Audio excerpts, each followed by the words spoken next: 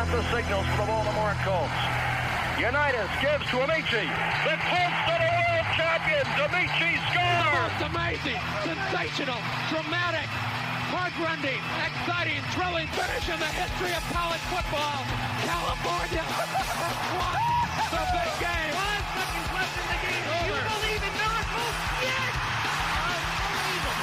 This is Phil Steele. This is Mike Burnham. This is Wes Durham. This is Mike Ashley. Hi, this is Chuck Foreman, number 44 of the Minnesota Vikings. Woo, mercy, this is handsome Jimmy Vane, the Boogie Woogie Man. This is Coach Fry with Virginia Tech Football, and you are listening to Big Dog Sports Talk. Are you ready to rock? Are you ready to roll? Okay, let's do it. You're in the doghouse with Rick Watson on Big Dog Sports Talk, presented by Pulaski County Sports and Entertainment. Join us in the Family Fencing Studios and chime in on the McClellan Chiropractic chat line. He's keeping cool with help from Little River Heating and Air, but this show is straight fire. And now, the big dog, Rick Watson.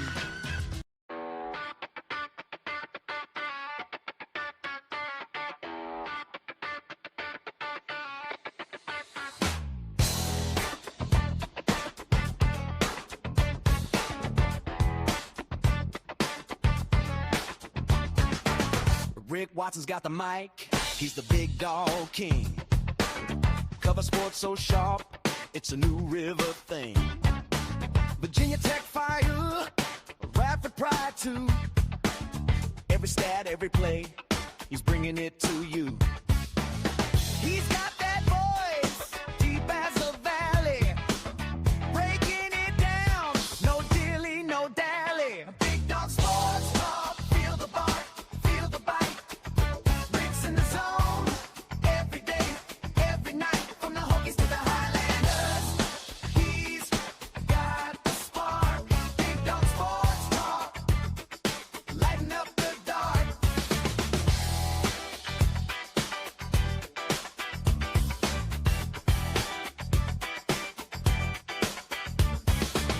He's got the scoop, faster than a sprint, calling plays like a coach, every word's a Hey, good morning.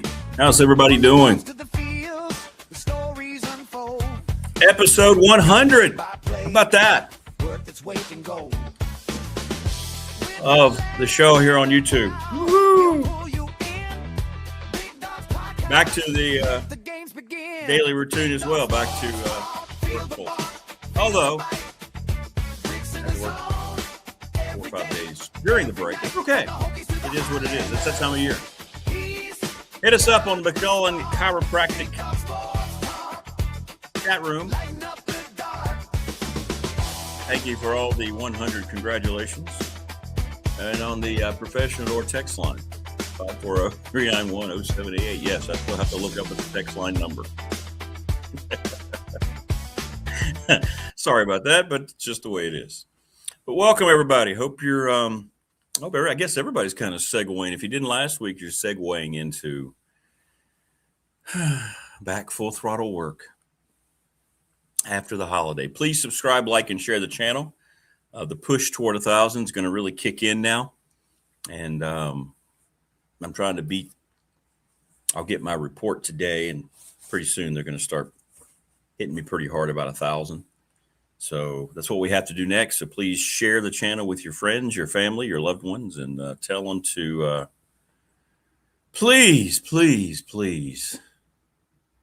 subscribe. We won't bother you too much. You know, you'll just get a notice that the show is starting. That's all. That's all. The coaches today, Phil Elmassian and Todd Grantham, he might be driving to Birmingham. He said he'd be on the road today, but he's going to join us. We won't see Todd, but we'll hear Todd. So as long as we can at least hear Todd, I hope it works out while he's driving. TLB says work. I have a vague collection of that. A recollection of that. You did, Prometheus, holder of fire. Yes. A 60-yard field goal by Carlson. Didn't cost you the number 1 pick either, so you're able to beat the Chiefs, and you still get to take Mendoza with the first pick. And you watch. You're going to, Pete Carroll's gone. So you're going to have new coach. If you make the right hire, you pair him up with the new quarterback, the Raiders will turn things around, and in 2 years, you'll be back in the playoffs. You watch. Thank you, Christopher. Thanks, everybody. Hey, Opal. Opal is the first lady of chat here on the program. Very true, CFB, or CF, what is it? CF Bupstart. Grunkenmeyer is going to be a Virginia Tech Hokie. So we've seen, I think, of the first 4 commits, somebody, let me know if you see it. I think 3 of the 4 have been Penn State guys. 1 was a kid from Louisiana, defensive back. So yeah. So we'll see how Grunkenmeyer does. That's the quarterback that he's bringing out of the portal. There'll be someone else, but Grunkenmeyer, I believe, will be the guy. And we'll see. We'll see if that was the plan all along. This is where you wish you started to see cost. Some of the bigger quarterbacks that were announced over the weekend, $5 million. I mean, God almighty, what are we doing? Pay for play, man. There's no NIL anymore. We're going to have to stop. We're going to have to stop calling this NIL and just call it what it is. Pay for play. This is employment. These are free agent contracts. And some of these kids are going to make $5 to $6 million at the quarterback position. It's just not sustainable. Not sustainable. Coaches hate it, but they have to live in this world. It's mind-blowing. It's mind-blowing. Just crazy. Just crazy. So the portal games have begun. And you have 2 weeks of this craziness. And we'll see exactly how many players Franklin pulls out for Tech out of the portal. You do need a First Lady of Chat BDST t-shirt, Opal. Maybe I can get Brandon to make that for you up at Top Shelf. Yeah, we got to get you some kind of recognition. Same deal, by the way, with coming out of the final week, the 17th week of the season, which has caused all sorts of problems in the NFL. And everybody, of course, talking about the officiating. In particular, the games on Saturday. And then yesterday, someone had a theory that they don't believe the players are involved with a game fix, but they believe the officials are told to call a certain amount of penalties to keep games close. All I know is I was tired yesterday, and I said, oh, here you go. Here's that game that just happened to work out, right, on Sunday night, the final regular season game between the Steelers and the Ravens. And on the very first 2 plays, there were flags. One of them was a big Henry run. Derrick Henry ran for like 50 yards, flag. And I went, nah. And I just turned it off. I was just done at that point. And then the Ravens, for some reason, John Harbaugh, in bad windy conditions, decided to settle for a 44-yard field goal. I mean, you got Derrick Henry, you got Lamar Jackson. I think you could probably get 5 or 10 more yards. And he just missed that thing so badly, the rookie kicker. They probably miss Justin Tucker a lot more than they admit right now.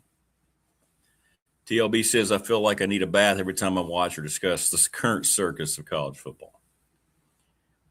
Agreed. And when I hear from Big Ten guy, he says nobody wants this. He's even at a place that doesn't have to worry about money. Everybody's disgusted. Everybody's wondering what's going to cause it to implode. $5 million contracts now for quarterbacks.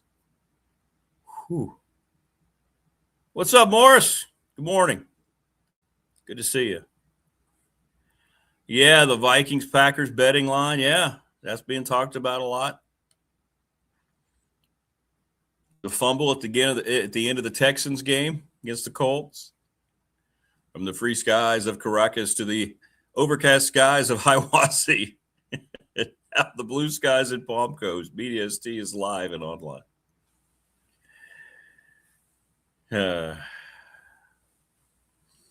So, again, the league will say nothing and do nothing. But it's that crew. What game was it? I've already forgotten. It was the game on Saturday that's really being singled out. Brad, whatever his name is.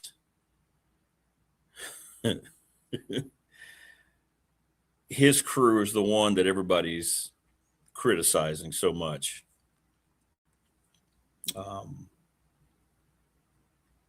This is how bad my memory has gotten. Oh, it was the Panthers-Buccaneers game. Panthers got really screwed over. 5 or 6 crucial calls all went against them. Everybody was talking about several of those. So, any event. Another week in the NFL heading into the playoffs. How much controversy will come out of the playoffs? But in any event, so yeah, we're starting to see some names come out for Virginia Tech. So far, 3 out of the 4 that I've seen, Penn State guys, which was to be expected. I mean, you might see upward of like 10 guys, right, that he had recruited at Penn State, which makes sense. And we're seeing every coach that's moved to a new address bring in familiar players. I don't care about what star rankings anybody has. It's all a bunch of crap. I mean, half the time when high school rankings, these stars come out, the people giving out the ratings haven't seen the kids play live. They have no idea. Same thing with this portal nonsense. All of a sudden saying he's one of our top 10 quarterbacks in the portal. Well, you know what? You know who the top quarterback is for Virginia Tech? It's Grunkenmeyer. That's all you need to know. Iowa State, Matt Campbell, he took his quarterback to Penn State, his tight end to Penn State. If they feel like those are the guys that's going to help them win, then that's the highest rated quarterback, right? I'm not going to get caught up in – it's just stupid. It's just stupid. Just like this whole system we have in place is stupid. But if that's the guy that Franklin wants to lead his first team, then that's the number one guy at his position. You know what I'm saying? Does that make sense? You think they're worried about what any bozo behind a computer sitting there? Well, let's give him the number 15th ranked quarterback designation.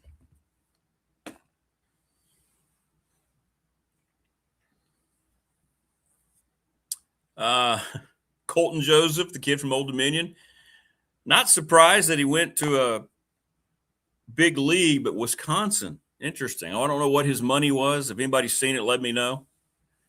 He's going to the Big Ten, so I'm guessing he's making a pretty big jump.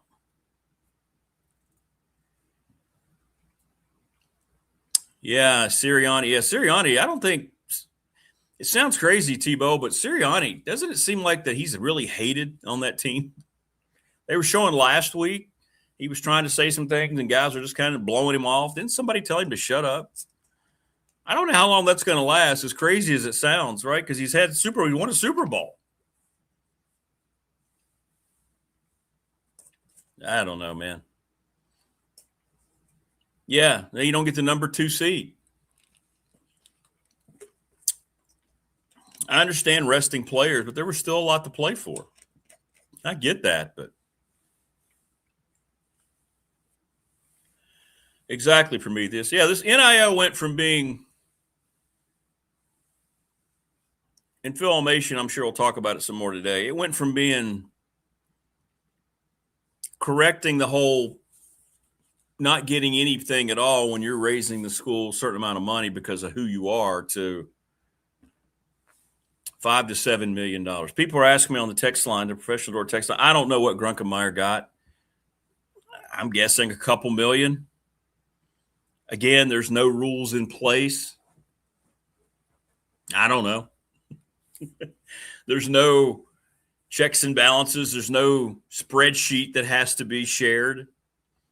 Some schools want it leaked because they want to be able to say, hey, this is what we're paying people.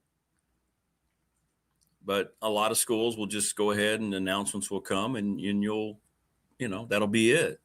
So, but we won't have any numbers for most of these things. So, it is what it is. It is what it is.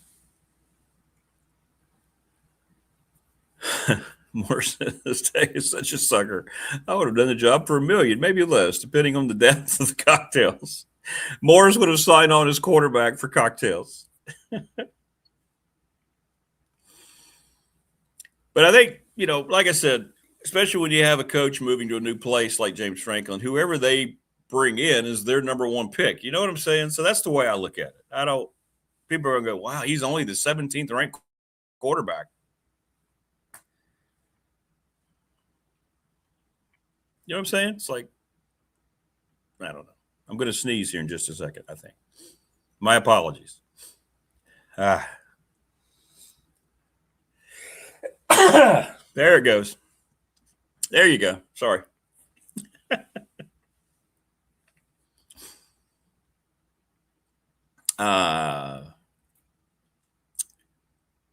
Thank you.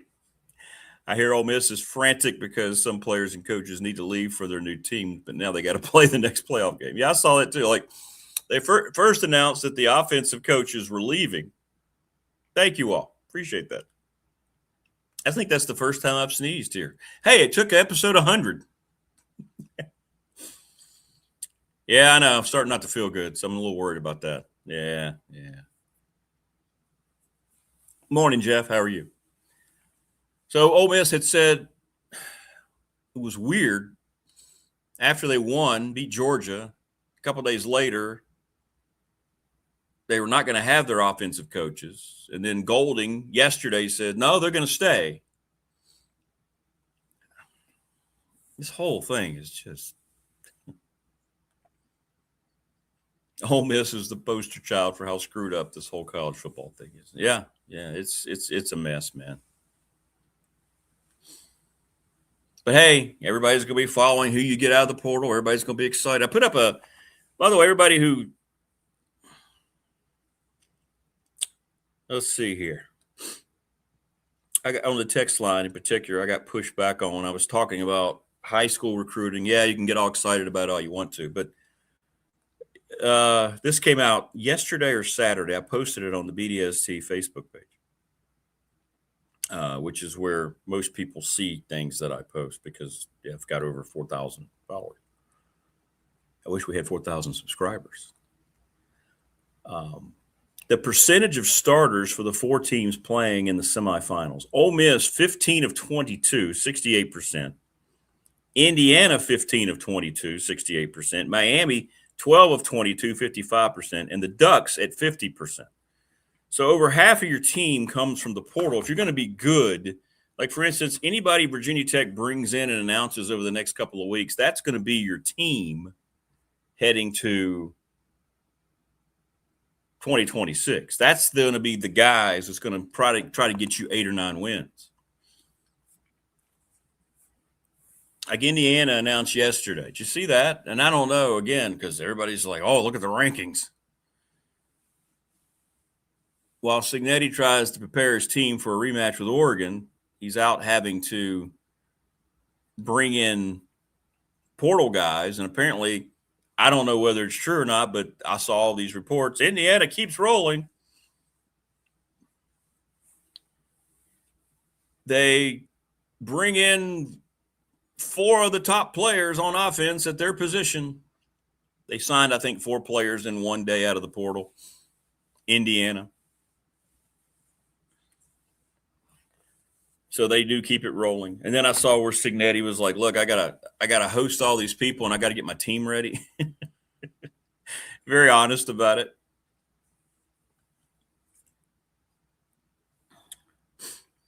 So yeah. So I don't know about rankings. I don't care.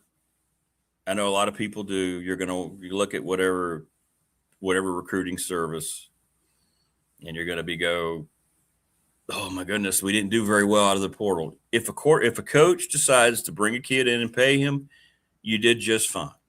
Obviously, Franklin recruited Grunkenmeyer, and I've seen already people are like, well, he's just going to get a bunch of Penn State guys. Well, he'll get a lot of Penn State guys that he knows. Yes, when you're going somewhere else, you want a seamless transition.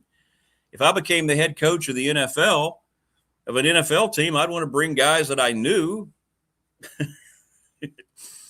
He'll get other players from other places. But, yeah, it's going to be Penn State heavy. At least this first year, it's going to be Penn State heavy. Now, he won't have that luxury next year. But this year, you can expect a lot of these guys, which makes sense, right? Same thing for Matt Campbell. It's the same thing for Sumrall in Florida. Whoever it is, they're going to bring in guys they're familiar with.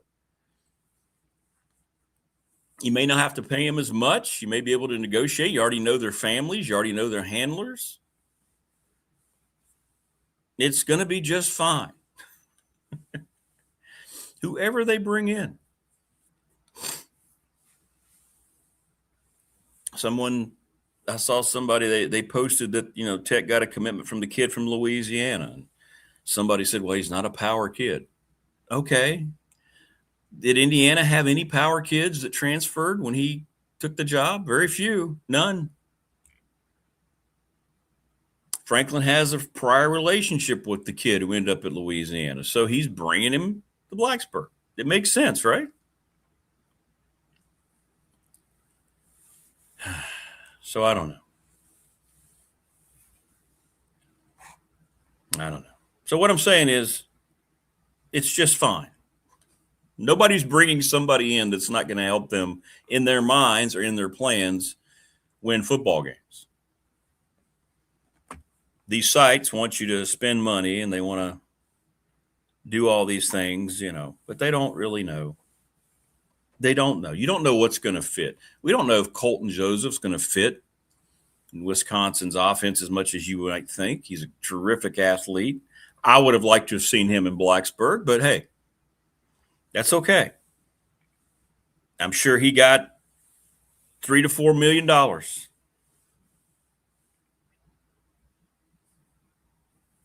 right? Be my guess. We may never know. Eric asking me on the professional door text line. I don't know what Tech's official budget is. You'd have to go 30 plus million. I think most budgets now for NIL, when you got the rev share and then the rest, it's going to be 30 million. So they're going to have a lot more announcements. And no, for the rest of you who are asking, I don't know what Grunkenmeyer got. I have no idea. I would say you're looking between 2 million, right? 2.5 million, maybe. Depends on who else may have wanted him. I'm sure they tried to create a bidding war just like in free agency. So we'll see. But they have the money to give, and they're going to spend it. Thanks to Jason Green. He's happy. He's got a big smile on his face. Not only did his Raiders beat the Chiefs, but they get the number 1 pick. Mendoza's, unfortunately, is going to look really good in that silver and black number 15. Ugh. Family Fencing, sponsor of our studios. 540-200-8294, familyfencingnrv.com. Congratulations, Jason. We've already seen people putting that uniform on him. McClellan Chiropractic Clinic, sponsor of our chat room. Thanks to Mark Hundley. Start out the new year right. Get your body feeling better. Go over there and get shaken down, cracked into, whatever it might be. The Ready, Set, Fun with Bob Chris 11. If you need some money to start the new year for a sports team, school organization, church organization, no matter what it is, Bob Chris 11 at gmail.com. They send out a series of text messages with the Ready, Set, Fun, and you can raise money very quickly.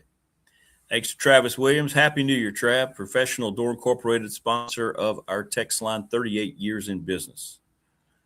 National Bank, member FDIC, the exclusive banking partner, BDST, here on YouTube. My exclusive banking partner for 35 years. We're presented each and every day here, even on show number 100. Let's give ourselves some flowers. Pulaski County Sports and Entertainment. Swap some messages with Tim Miller. They are so excited. Some big announcements. More announcements are coming. These guys don't sleep. Thank you so much to Pulaski County Sports and Entertainment. You're the best. Absolutely best. Correct. Tebow, 100%. That'll be the best message of the day. Tech's previous running back, who's now playing with the Jags, played at North Carolina Central. Means nothing. Exactly. Don't worry about any of that crap from people who act like they know. So somebody just said they've seen Grunkemeyer ranked from 11th to 20th. Okay, see, there you go. It doesn't matter what they think. All that matters is James Franklin thought enough of him to bring him in as his first quarterback. Yes, he will be the starting quarterback. Those of you who are asking. He didn't bring him in to come. He was not going to sit at Penn State and give Matt Campbell credit. He told him early on, look, I'm bringing my guy from Iowa State. So he did not come to Virginia Tech to be the backup quarterback. No, he will be your quarterback, yes. Hope he wears 17 like he did at Penn State. I think 17 is a cool-looking number for quarterback. Just a random thought.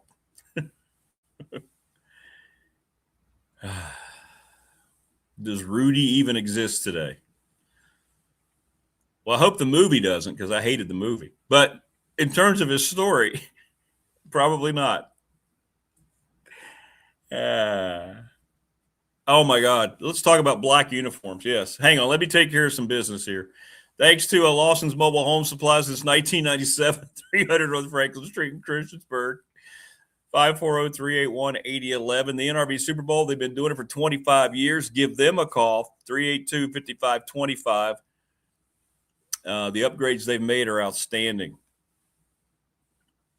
Little River Heating and Air, Charles Lee, 540-553-2971. Get your units checked out. Coming up on the year anniversary that mine were struck by lightning. And guess who I turned to? Little River Heating and Air. The attorney, Ryan Price, 701 West Main Street in Radford. Trust and estate planning. What do you think our question should be this week? I'll leave it up to the peeps. Thanks to Harvey's Gym in Radford. Thanks to Brad Harvey. Happy New Year, Brad. Everybody down there in the service department, they're the best, absolute best. And Brandon at Top Shelf Apparel up in Pulaski. And all the peeps, by the way, at the Montgomery County Chamber of Commerce. I don't know if I left anybody out or not.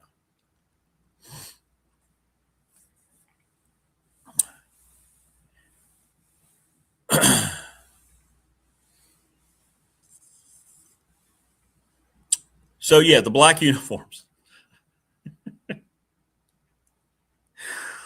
Virginia Tech basketball. First of all, the Tech basketball uniform looks terrible. I'm sorry. The VT is not a good look on the basketball uni. It looks great on the football helmet. Don't ever touch it. But it looks stupid. And when you wear black and white at a place like Wake Forest, who, by the way, whose colors are black and gold, I'm not going to rule out the curse of the black uniform. No school hates their colors more than Virginia Tech Olympic Sports.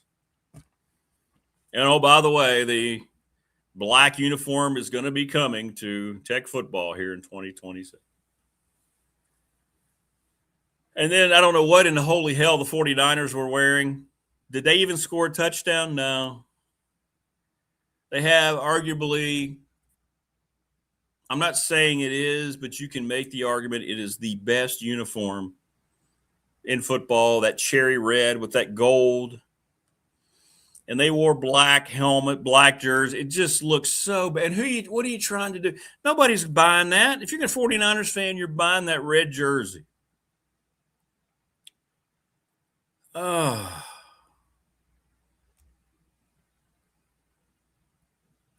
There's no way any fan of those teams, there's no way you're watching Tech play and you're glad they're wearing those black uniforms.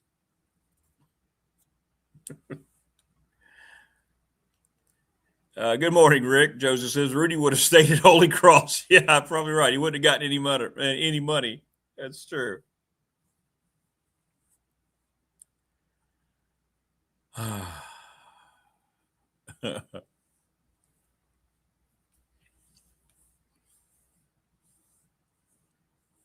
Yeah, I tell you what, man. What the Bronco Chargers matchup yesterday, uniform wise, that was straight fire. Those were straight fire. Look, you're not wearing black uniforms anymore in college to tell me, hey, recruits love them. Recruits love the color green, right? That's the color they love.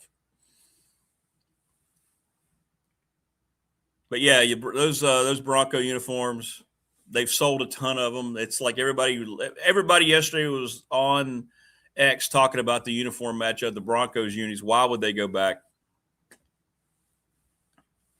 The Eagles, Tebow, your old Kelly Greens, when they wear those, man, that we grew up with, man, those look so nice.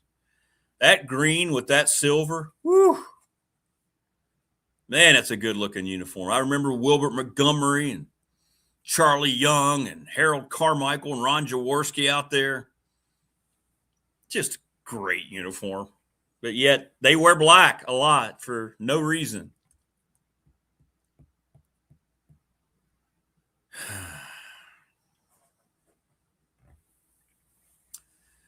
Thunder says, as a Clemson update, they haven't sniffed the top 10 season ranking since Fabio Lawrence left for the NFL. How important is the quarterback? Yeah, you've got to get it right. You've got to get the quarterback right. Got to get the quarterback right.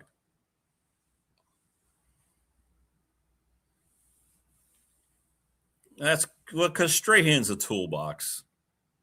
By the way, none of these records are legitimate for sacks. The all-time single-season sack record is held by the Deacon Jones for the Rams. Quarterback sacks were not kept by official NFL standards until later. It's laughable to think that the number 23, which Myles Garrett accomplished yesterday, is the record. There were coaches that said that Deacon Jones had 40-some, if you go back and watch the film, 40-some sacks during his heyday. Multiple years. That is one of the most worthless records that you can have. But yeah, Michael Strahan's a toolbox.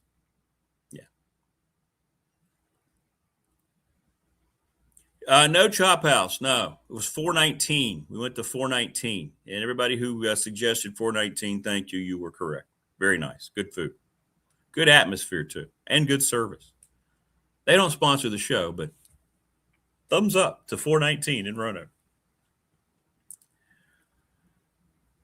Yeah, the Ole Miss quarterback didn't even get a Division I offer. Yeah, he's not bad, is he? He's got him in the national semifinal. So, yeah, you have to be talented, but friends, let's just look at this from James Franklin's perspective. All right, so you're going to a new place. You brought these kids into your old stop. You're not going to get them all, but especially quarterback. You knew why you recruited him in the first place, so you already had an idea. You didn't have to go back and research a lot of film. You didn't have to go back and know about the kid's personality or his, the type of character that he has. So if you have a chance to get him, you get him. And he'll be your starter in Blacksburg. People are still asking me, you think they're going to bring in somebody else? Yeah, they might, but this is your starter. And you want him to be your starter. I mean, he's just now kind of scratching the surface on what he wants to be. I'll be right back. Hang on.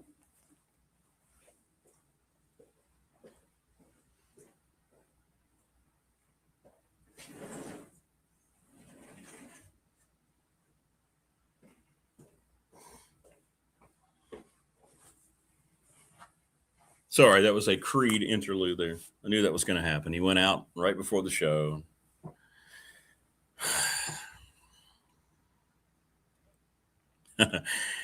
If Michael Vick, we've asked Dwight that question, Joseph. How much would Michael Vick?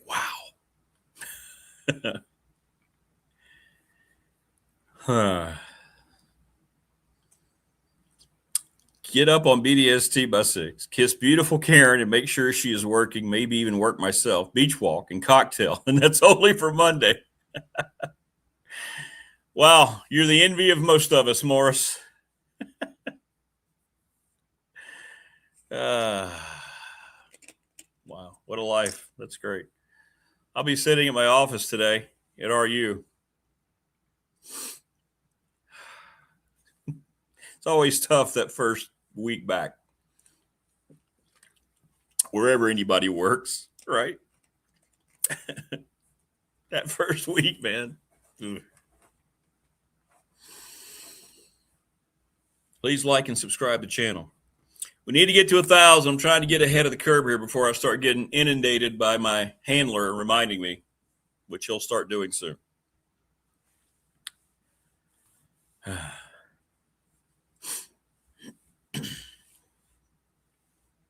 Just doing my portions, living the dream. Well, you are.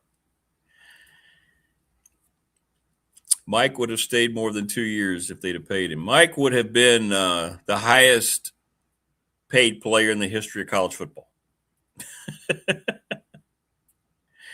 Creed is his handler, yeah. He hates cold weather. I know that. He comes in, he's all grumpy. He just walked in, looked at me like, this sucks. Tebow says, I like what Franklin is doing. He's bringing in younger guys in portal with talent. Yeah, guys who have more than 1 year. I mean, you can get 1 year guys, but you want to have guys that, first of all, he's very familiar with. Just like the guys that he, flipped from Penn State to come to Tech, the high school guys that he already had a relationship with.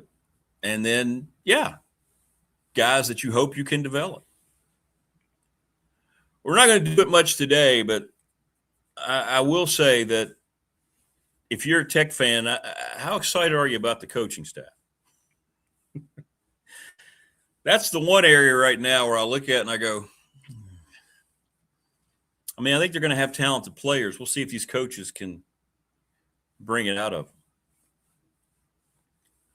Yeah, over 4,000 players had entered the portal, and that was a few days ago. 30% of all Division I players, Al says, have entered the portal. His system's completely broken. It's unsustainable by every measure.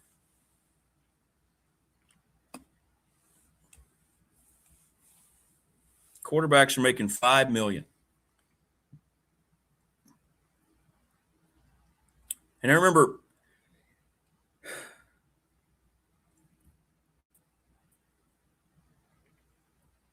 when all this started, when we were sitting there in the studio, when we brought back the show during COVID, and I realized at that point, I started looking at this going, well, all these recruiting services, we were right there at the forefront of this again. I said, they're going to have to start changing their whole MO. High school, nobody's going to care anymore. You're going to start ranking out of the portal. And now this is what they're doing, right? It's portal rankings. Every site now has their separate. And I was thinking, this is what it's going to be. But guys are going to jump from here and there with the NIL. And this is going to become a feeding frenzy for money, right? At some point. And here we are. Here we are.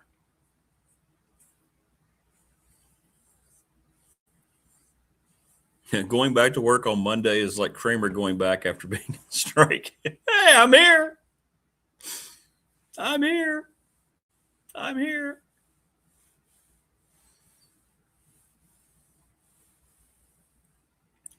Wayne says, I like the players he is getting, just hoping he can recruit for Blacksburg. So far it is being Franklin NIL. Can he attract them here based on Virginia Tech football? I think that's the burden that all these schools are trying to figure out. If I heard anything about Lamar Morgan from Michigan joining Franklin's staff, I don't know. I'll ask that question. Big Ten guy. I haven't talked to him in a little while. Big Ten guy.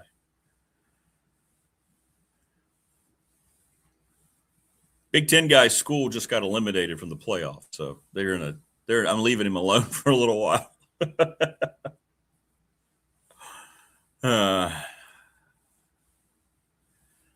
Yes, Alan, correct. Colton Joseph is Wisconsin's new quarterback. I'm guessing $3 to $4 million. The solution, TLB, I don't know. The solution is so far has been everybody's just turned their head and looked the other way. I have not heard that that's official from JC staying. I did not hear that. I know they've been trying to. Well, you know what? Who will know that? Todd Grantham is very close to JC Price. But I had not heard that he was going to stay. They were trying to figure something out because he really wanted to remain on staff, and that didn't happen. I had not heard that he is staying, though. Is that official? I haven't seen that announcement.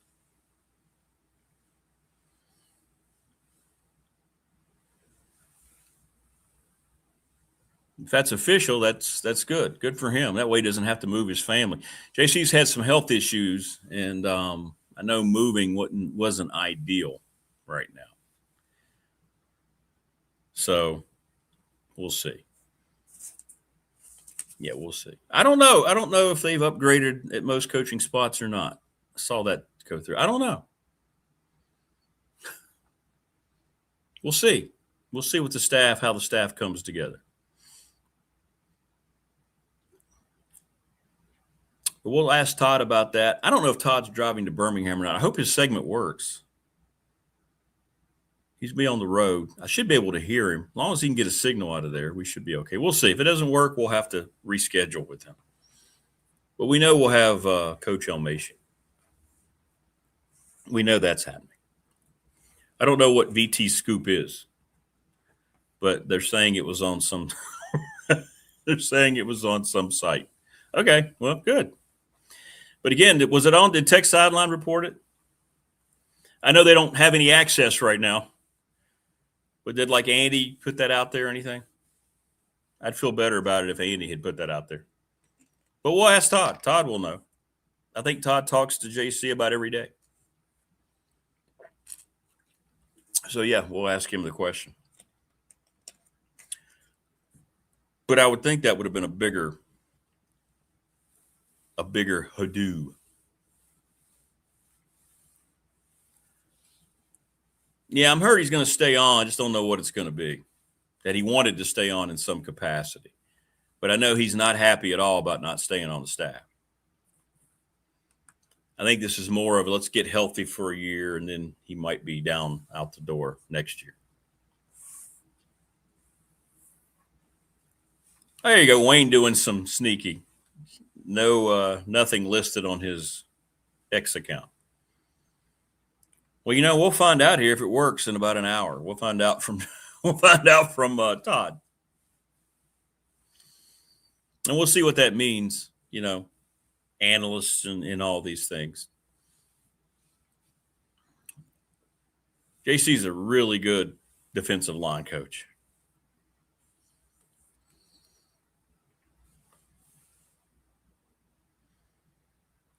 I tell you what, there's no way you're going to convince me. I mean, the guy at Texas A&M they're bringing in was asked to leave. You're not going to convince me he's a better defensive line coach than J.C. Price. J.C. Price is a good coach. Opal says, I don't want to sound ignorant, but is a no-name defensive player making squat really going to protect the cocky quarterback? Yeah, that came up. We talked about that a lot, Opal, back on the radio show. I mean, it's got to upset some guys because you have the same money tiers that you do in the NFL. Right? So, it causes some dissension. It has to. That's why coaches have to make sure they balance that in the locker room. Because you're going to have dudes that are like that are going to making $4 or $5 million, and yeah, you're the offensive lineman. If you're the guard, I don't know what guards are getting, but they're not making millions. It's got to cause some dissension. I know it causes dissension with the student body in those players nowadays. I know that for a fact. I work at a school. Student body gets very angry. They understand what's going on with the money that's being thrown around. It's hard to have everybody on board when certain people are making that kind of money. Have they earned it? I don't know. They're being offered it. But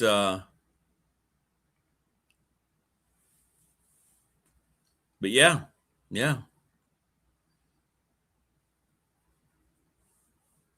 It has got to cause dissension. It does. It's got to. But you see, the fans are never going to go away. And they know that. Everything stays the same. The NFL is a terrible product. It has a major problem with its officiating. The perception that its games may not be real. They don't care. Did you see that on Christmas Day, they put games on Netflix, which were horrible productions? They didn't even have a game on Christmas Day on a network. They had 2 on Netflix, 1 on Prime, and they beat the NBA by like 4 times the ratings. And that's the NBA's big Christmas Day, right? College football playoffs are up 13%. Now, I don't know how much of that. Somebody brought up a great point. I was looking at one of the threads. How much of that is chalked up to gamblers who are watching? I mean, if you turn the games on in the casino and leave them on all over the country, then your ratings go up. How much of it is for that? The ratings in the bowls are up, but nobody cares about these bowls. You're watching those bowls because of gambling. If you don't have a school that you pull for, that you support in those bowl games, you're not watching them. You're just not, unless you got money on them. Big Al says, BT on third coach since Beamer. As a coach who both wins and communicates with the fan base and local media, just impossible in this new era. Well, not impossible, but it has been James Franklin's choice to not do that. Why is not surprising when you hear some things about him, but yeah, he gives everything to Matt Zenith, the national guy. He has completely shut down local media. They're hoping once they get to know him, get to know them, that they're going to open up. I know Andy Bitter is very frustrated. All he can do is retweet things that everybody else is. It's bizarre. It's bizarre. Prometheus says he's hoping for an Indiana-Miami matchup. Yeah, that'd be cool. That'd be fun. Me too. Me too. Yeah, only in basketball. Yeah, Mike Young reached out to me. Hey, you got time for me to come on the new show? Sure, coach.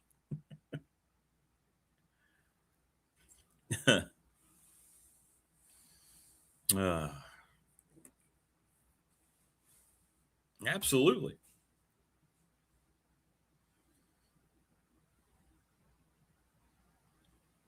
No, well, those of you who are asking on the text line, our professional door text line, I'll keep asking the question, but I have zero confidence of any way, shape, or form that Franklin will ever be on this show. No. Nah. And he controls what his coaches do as well. So I don't know how that's going to look. I'll keep trying. I know you guys would love to hear from him. I'll keep trying.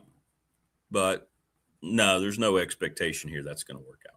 Hopefully I'm wrong. We've always had access to every other tech coach, except for Justin Fuente, who didn't have access to anybody.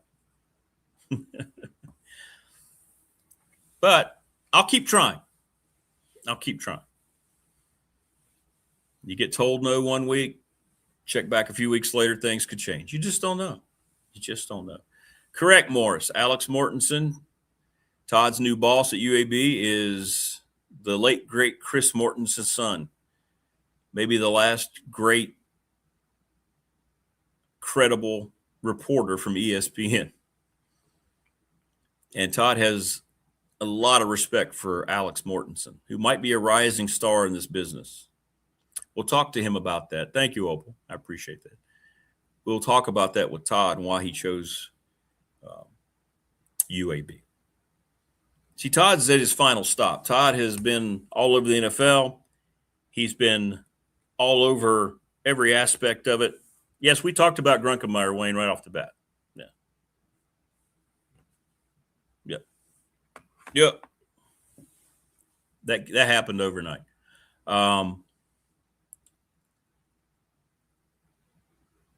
So Todd wanted to go somewhere where he could be happy with a guy that he really likes, wants to play, coach with, and completely build that defense. So it was Todd's choice. He could have gone to a power school. He could have gone back to the league. He didn't want to. Oh, it did come from Zenith? Okay. Yeah. Yeah, exactly. Of course it did. Of course it did. Everything's being leaked to Matt Zenith from James Franklin. I don't know why you can't call Andy Bitter and say, hey,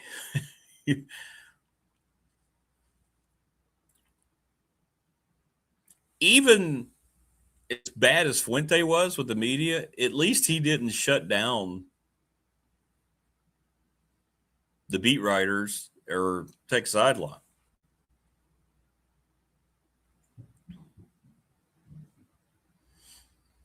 TLP says his son-in-law has a friend on the team at Tech. He says his friend told him he got a chunk of money even though no chance of ever starting. Yeah, we're hoping, Prometheus. I'm going to keep trying. I'm not just going to be told no and just go away. Yeah, I'll keep trying. And I'll ask a question at some point. Why? Why would he not jump on here for 10 minutes? I mean, I'm not going to put him on the spot. People would like to meet him. You would think that would help.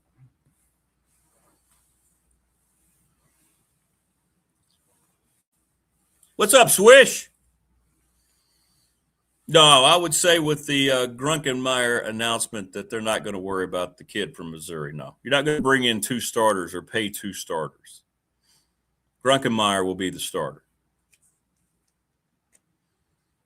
Unless we hear for some strange reason he decided to leave Penn State, a place that he said he loved because he wants to start.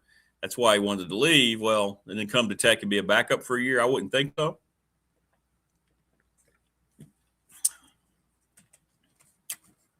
So, yeah. Yeah. Let me invite Coach Elmo.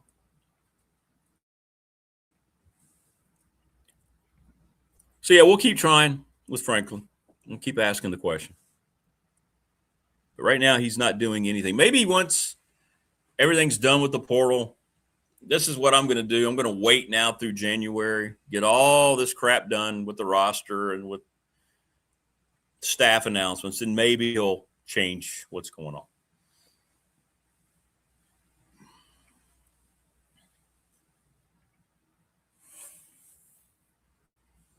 No, I'll disagree with that, Tebow. I think Mike Young's a very media savvy guy. He's always come on this show. He's always done interviews.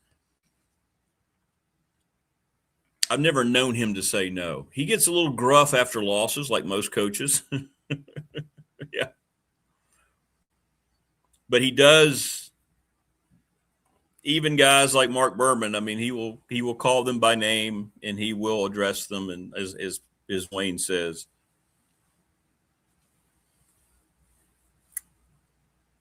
and to be honest, his post-game pressers, if they are short and sweet, that means he says what he needs to say, and he's not just up there. It's not just about him.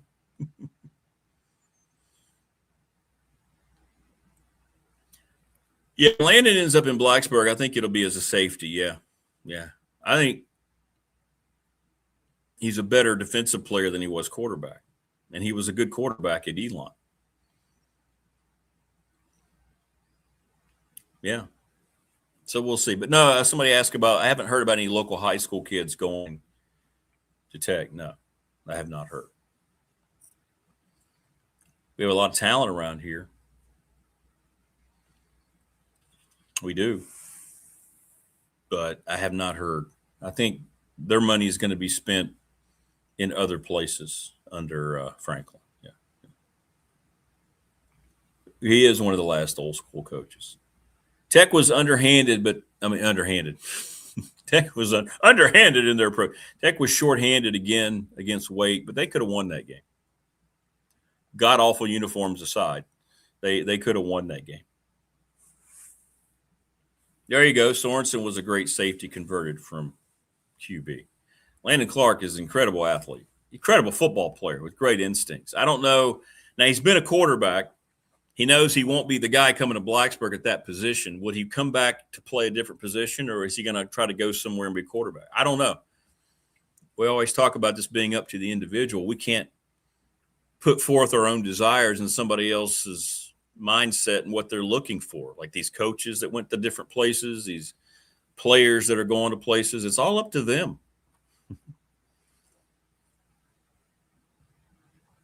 So we'll see. Yeah, I get it. It was a letdown. But winning road games in conference play is the hardest thing to do in college sports. Doesn't matter the sport, football, basketball in particular.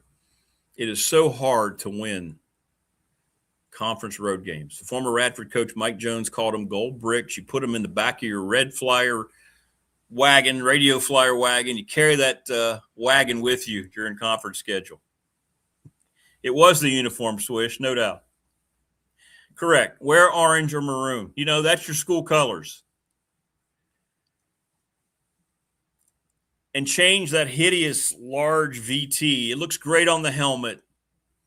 But let's have the old school. Remember those shots that Mike Ashley showed us on Friday? How about Virginia, the number in the middle, Tech underneath? Doesn't that look great? In maroon and orange and white? No, we're just going to wear gray and black uniforms, white, and don't get me started. And the 49ers, it followed them too. The black uniform curse. Black for the sake of black is all you're there's no longer, you're not wearing them any longer for recruiting. It's all about green for the recruits and these transfers.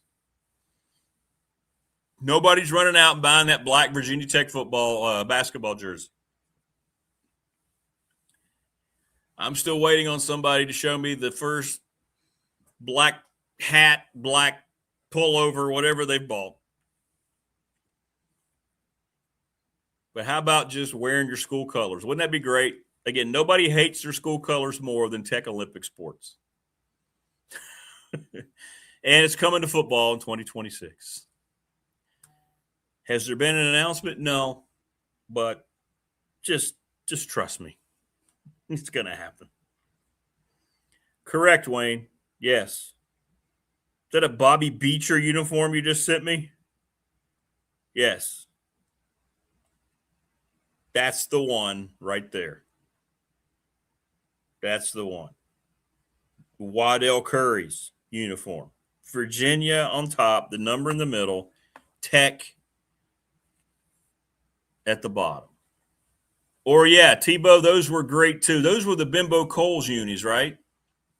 Hokies. The cursive script. It was kind of leaning. Yes. Yes. But that big old VT, you can't tell me you like that, Tech fan. That does not transfer to basketball. That works on one thing, and that works on the football helmet. It doesn't work on unis. It works on the helmet. It doesn't work on the batting helmet. It works for baseball, softball. But no, it doesn't work on a uniform. The uniform police has spoken. Joining us now on the program is that gentleman there. He is the police of all common sense things regarding college sports. What's up, Coach? How are you? I don't know about the common sense, Rick. Where are you now? You're traveling again. Where are you now? No, I'm in. Are you home? Yeah. Okay. By the way, you were right about 419. It was good. Oh, good. Yeah. I've always, but I always go over there if I'm in town. I do the radio show. When it's over, I always go over there. Their pizzas are really good. So I always go over there after the radio show. No, okay. When I'm in town. Yeah, it's a good place. Good people. Good stuff. Yeah. Good stuff. Well, here we are in the semifinals. These matchups. How do you look at rematches like that? Indiana and Oregon, of course, is a rematch. We just had Georgia and Mississippi. They were a rematch in the quarterfinals. How do you look at rematches in the playoffs? Is there an advantage? Anything like that? Well, I've never experienced it, so I don't know if I've got any credibility to talk about it, but I'd love to, visit people that have done it because, sometimes the familiarity could be a negative for you to a point, decisions that you're making. But then again, as far as it's like the unknowns, and that's what you're coaching for, the unknowns. And I know when I went into bowls, when you had time to do this, and this is so different. In bowls, I usually was able to, from a secondary standpoint, not necessarily that I was the coordinator, but we were always going to do something that they were not going to be prepared for, that they had never seen. Right. And you have time to do that. But in these playoffs, you do not have the time to do that. So what you're going to see, I think the consistency is no change. Now, you may have a wrinkle or two. You look at the Colts yesterday on that 4th down fake punt. Had they ever shown that or not? I think in the kicking game, your fakes, things of that nature. But I call them key breaker type plays that you've never seen before. And so I'm sure they'll have some wrinkles. Certain teams will have certain wrinkles that they'll end up doing. But for the most part, I would think, the team, you are who you are at this point in time, and you're gonna see a lot of familiarity on both sides of the ball. So it comes back down to who's got the better checkers. Who's making the least. Who's making the least amount of mistakes, who's making the most disruptive plays, who's winning the battles of the third downs, things of that nature that I've always talked about that's going to end up winning a war. And so that's the one thing that'll be consistent with the playoffs as opposed to bowl games.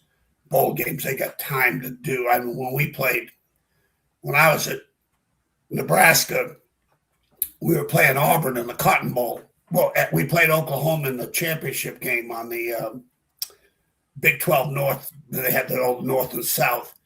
So we played Oklahoma. We were champions of the North. Oklahoma was the South. So we played Oklahoma in the championship game. Venables was the defensive coordinator. And our quarterback was Zach Taylor, head coach of the Bengals now. Brilliant, brilliant quarterback. Could run the West Coast offense. And he was the Big 12 player of the year. And he had a bad game. And I mean, I've never seen him where he was mentally, it was a mess. And so when we're practicing for the bowl during the stretch lines, I went up to him. We had a good relationship. And I said, Zach, what happened? He goes, Phil, I couldn't set the protection straight. And I said, okay. So I went back and watched their third downs, particularly in what they were doing. And they were doing things that at that time, this is 25 years ago. About 20 years ago that a lot of people weren't doing. They were fire pressuring 4 from the side, either 4 from the field, 4 players from the boundary, and actually playing a cover 2 behind it. It was zone pressure, cover 2, rolled up corners. And he just had a hard time setting the protections. So we put it in for the bowl game in the Cotton Bowl. And let me tell you, Auburn had no clue. They had no clue. We ended up losing to them, I think 14-12 or whatever it was. But offense. So those are the things you'd like to do, but during the playoffs, you don't have the time to do it. So, you start looking at Indiana. Of all the 4 teams, the 2 dominant teams in terms of, what I consider what's going to determine outcomes of games are Indiana and Miami, and they're very similar. Totally similar in terms of, they're establishing the run, stopping the run. Their lines of scrimmages are really dominant. In all 14 games that they have played. I looked at the statistics in all 14 games, and Indiana's averaging 41 rushing attempts a game. And like I said, once you're into those 40s, man, you're very rarely losing that game. You're in control of the game, and the other facets are working too. A lot of times when teams have statistics that are either nationally ranked or after a game, it's like, well, it doesn't surprise me they won. That's a total team effort. Your offense, defense are complementary each other, and you're hitting on all three cylinders: offense, defense, and kicking game. And Indiana and Miami are the two most dominant teams of all the four teams left. And Oregon's not far behind. Ole Miss they have some really, like they've had over 1,000 offensive plays in the 14 games. And that's, their fast tempo offense and style of let's get numbers of snaps. And the more snaps you have, the more points we can produce. And consequently, defensively, they have defended the most number of snaps because obviously their defense is on the field a lot too because their offense is going fast. So that's a good news, bad news. But of all the teams, Indiana and Miami are the most dominant of the two, and I think that's what it'll come down to, and that will be one heck of a game. Yeah, it would be. It would be.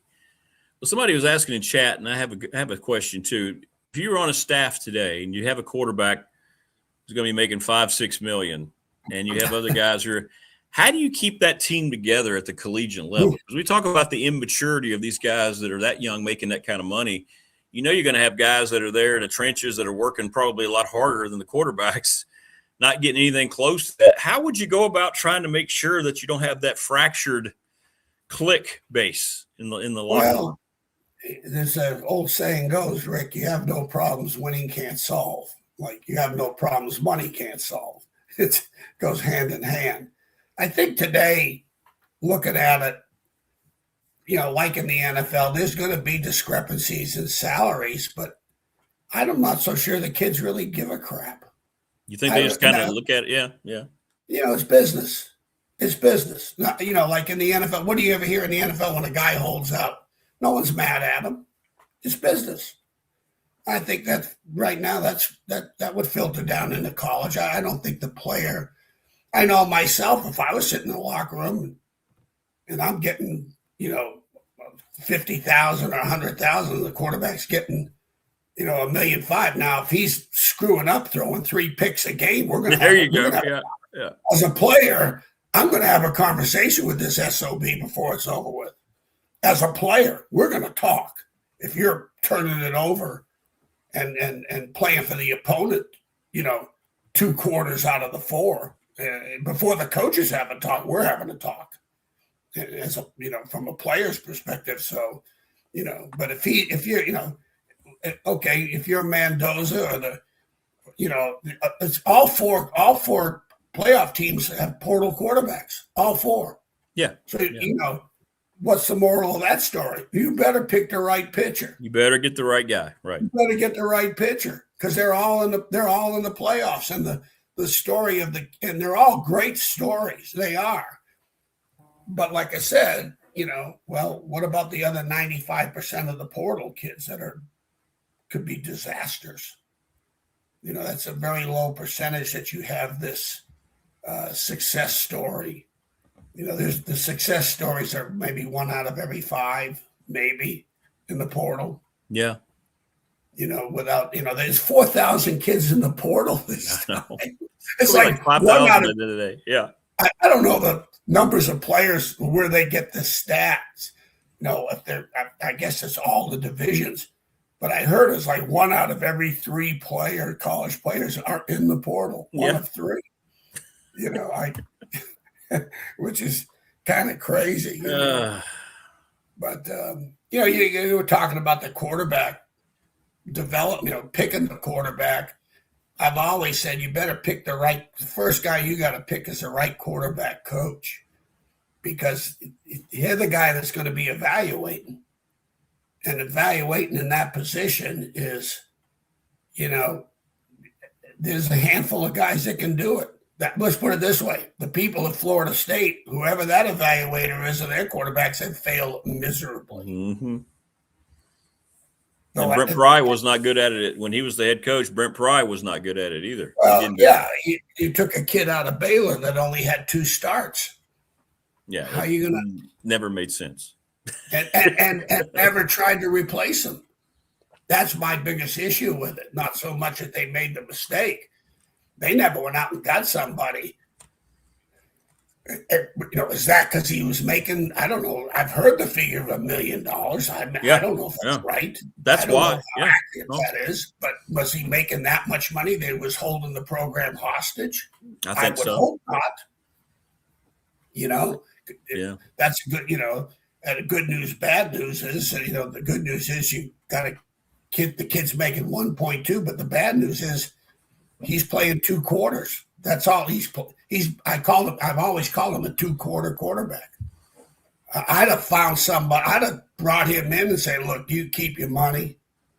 I'm bringing someone in, and you're going to defense." Moving him around, yeah. Oh hell yeah, tight end or linebacker. He's an athlete and he's a tough kid. Now I don't know about his character. I don't know about his work ethic. I have no idea. Noah is spelled K-N-O-W. I don't know. But if he had any kind of work ethic and toughness to him, I'll say, look, you keep your money, okay? You keep your NIL money. You go to defense, and you have a more better chance of getting in the NFL than you would a quarterback. Yeah, that's right. Quarterback in the NFL. He couldn't play for Virginia Tech. How's he going to play in the NFL? Yeah, he has no shot. Yeah, never had a shot. Yeah. No. So but you got to have a coach that can evaluate that position and know. And the mistakes are going to be made, but I think there's certain, like I've always said, there's certain liabilities you can, if you understand the liability, and you can, everybody's got a strength and everyone's got a weakness. That just as the levels go up, and as the great players, productivity, Your worth as a coach is getting a kid to play to his strength, minimizes liabilities. Sometimes a position can do that. You can't hide lack of talent, but if you've got enough talent, position changes can maximize strengths, minimize the liabilities, and schemes get to do that too. But after a while, that's going to carry you. But so far, you better have talent. You better have enough talent to produce in the position you're playing. In that position, that quarterback coach or that talent evaluator from high school to college to NFL, that's a guy that's your make or break guy on your staff. The NC State, NC State for 2 years had got the kid Armstrong, kid from Virginia. Mm-hmm. I said that. I told Greg on the radio show that ain't never going to work. He had such a disastrous year. It was so bad. He went from the ACC's top offensive weapon to when Tony Elliott takes a job. And to me, I don't think this is any fault, except whatever happened, it was the Titanic, man. It just and you saw that coming. You saw that coming. You didn't think that was going to work. Whole year. Oh yeah, because I told Greg. I said it on the radio show. I said this year is so poor for him. This one's going to be. It's going to be extremely difficult to overcome. He's going to carry this year into the next. And he was a disaster at NC State. Then they get the kid from Coastal, who was a Jamie Chadwell offensive type quarterback and had great success. Well, then he gets to NC State and he's a disaster. So those are the 2 schools that I know that I look at their records and look at their and the quarterbacks and a couple they got beat out and they invested a lot of money into them. So I don't know if their quarterback coach or who's ever evaluating the kid still has a job. But if he was working for me, he wouldn't. Oren's lucky he's kept his job. The guy at NC State's lucky he's kept his job. And whenever I hear at Florida State, but they're looking quarterback in the portal, I don't get too excited because I don't know who they're looking at. Their track record is horrendous. Pretty bad under Norvell, isn't it? Yeah, horrendous. Yeah. What did you get a chance to check out any of Grunkmeyer, the kid who just committed to Franklin? You know, he came from Penn State. He played well against Clemson. No. Did you get a chance to watch him at all? No, I have not. No, you know what I did though? The freshman they signed out of California, I evaluated him. To Penn State? Yes. Yeah. For Virginia Tech that they signed out of California. Yeah. Okay. My question has been, and I don't know, I should make calls, you know, is he a January kid? Because if you're going to sign a quarterback today, you know, as a freshman or high school kid, he's got to come in January. Offensive linemen have to come in January, or they're redshirting. Yeah, unless they're just absolute supermen. So if he's a January kid, they can talk about this other kid from Penn State all they want. I think they got a heck of a quarterback in this kid. Well, I went down and did a pretty deep evaluation of him. It's highlight tapes. But here's the only good news. He didn't have a bad highlight tape, and I've seen some kid with bad highlight tapes, you know. But he was, you know, he's a big kid. He's 6'4", 215. He's not a spread guy. He's what I call a West Coast. There's two kinds of quarterback. I separate them into West Coast and spread guys. The West Coast guys are the Bradys, the Breezes, you know, the Mendozas. Those are the guys. And could they be spread guys? Yeah. Mendoza could have been a wishbone. Drew Brees would have been a great wishbone quarterback. Great wishbone quarterback because of his decision making and the competitiveness with which he played. He could have been as good as there was. You know, for years, Bear Bryant's wishbone quarterbacks like Richard Todd played in the NFL. You know, well, that's right. That's right. Those are hard to find. You know, you got a wishbone quarterback that's an NFL quarterback. Well, Brees could have been one.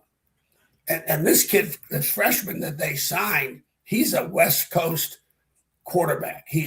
There's so many good quarterbacks in California. Look at all of them coming out of that state. It's amazing how the production of quarterbacks and the development of quarterbacks. But he's a good one. I think that kid, I don't know about the kid from Penn State, but if that kid comes in January, you don't forget, competition is the best aid you have as a coach. It's your best friend as a coach. If you become the competition at coach to player and you become the competition, doesn't work. There's friction between you and the player. The competition's got to come within the position. And that makes everybody better. Your coach gets better, the players get better. So the good news is I don't know if they hand this job over to this guy. If this guy comes in January, I think he's got a chance. Without really any rules in place, Coach, you see guys jumping 3 or 4 schools. How much of this is solely about guys, and it's just your opinion, obviously, because we don't know, but I mean, how much of this is just guys jumping at the next financial opportunity as opposed to going to a place they want to play and a coach they want to play for? Because even if coaches aren't changing, you're seeing guys go year to year right now. If you take the NIL away, how many guys are going to go in the portal? How many would? Ask 10 portal guys, okay, you're not going to have any NIL money. You leaving? No, some guys would if they're going from lower levels to upper levels. If I got a chance at Western Carolina to go play for Georgia, I'm going. Sure. I don't care about the NIL money. I'm going. But if I'm at Ohio State, am I going to Georgia? And why? You know, well, money would be if there's only one reason, the money. Money's the only reason. Why am I leaving Ohio State? Well, I want to win a national championship. Well, you're already there. Why go to Georgia? You already have that chance to do it at Ohio. So, you know, like I've always said to me, I'm just curious to see how many starters on the Power 4 teams that have playoff opportunities And there's only 10, 15 of them. And it's going to be like that till I die. And when I die, it's going to be next 100 years. You're going to see the same cats.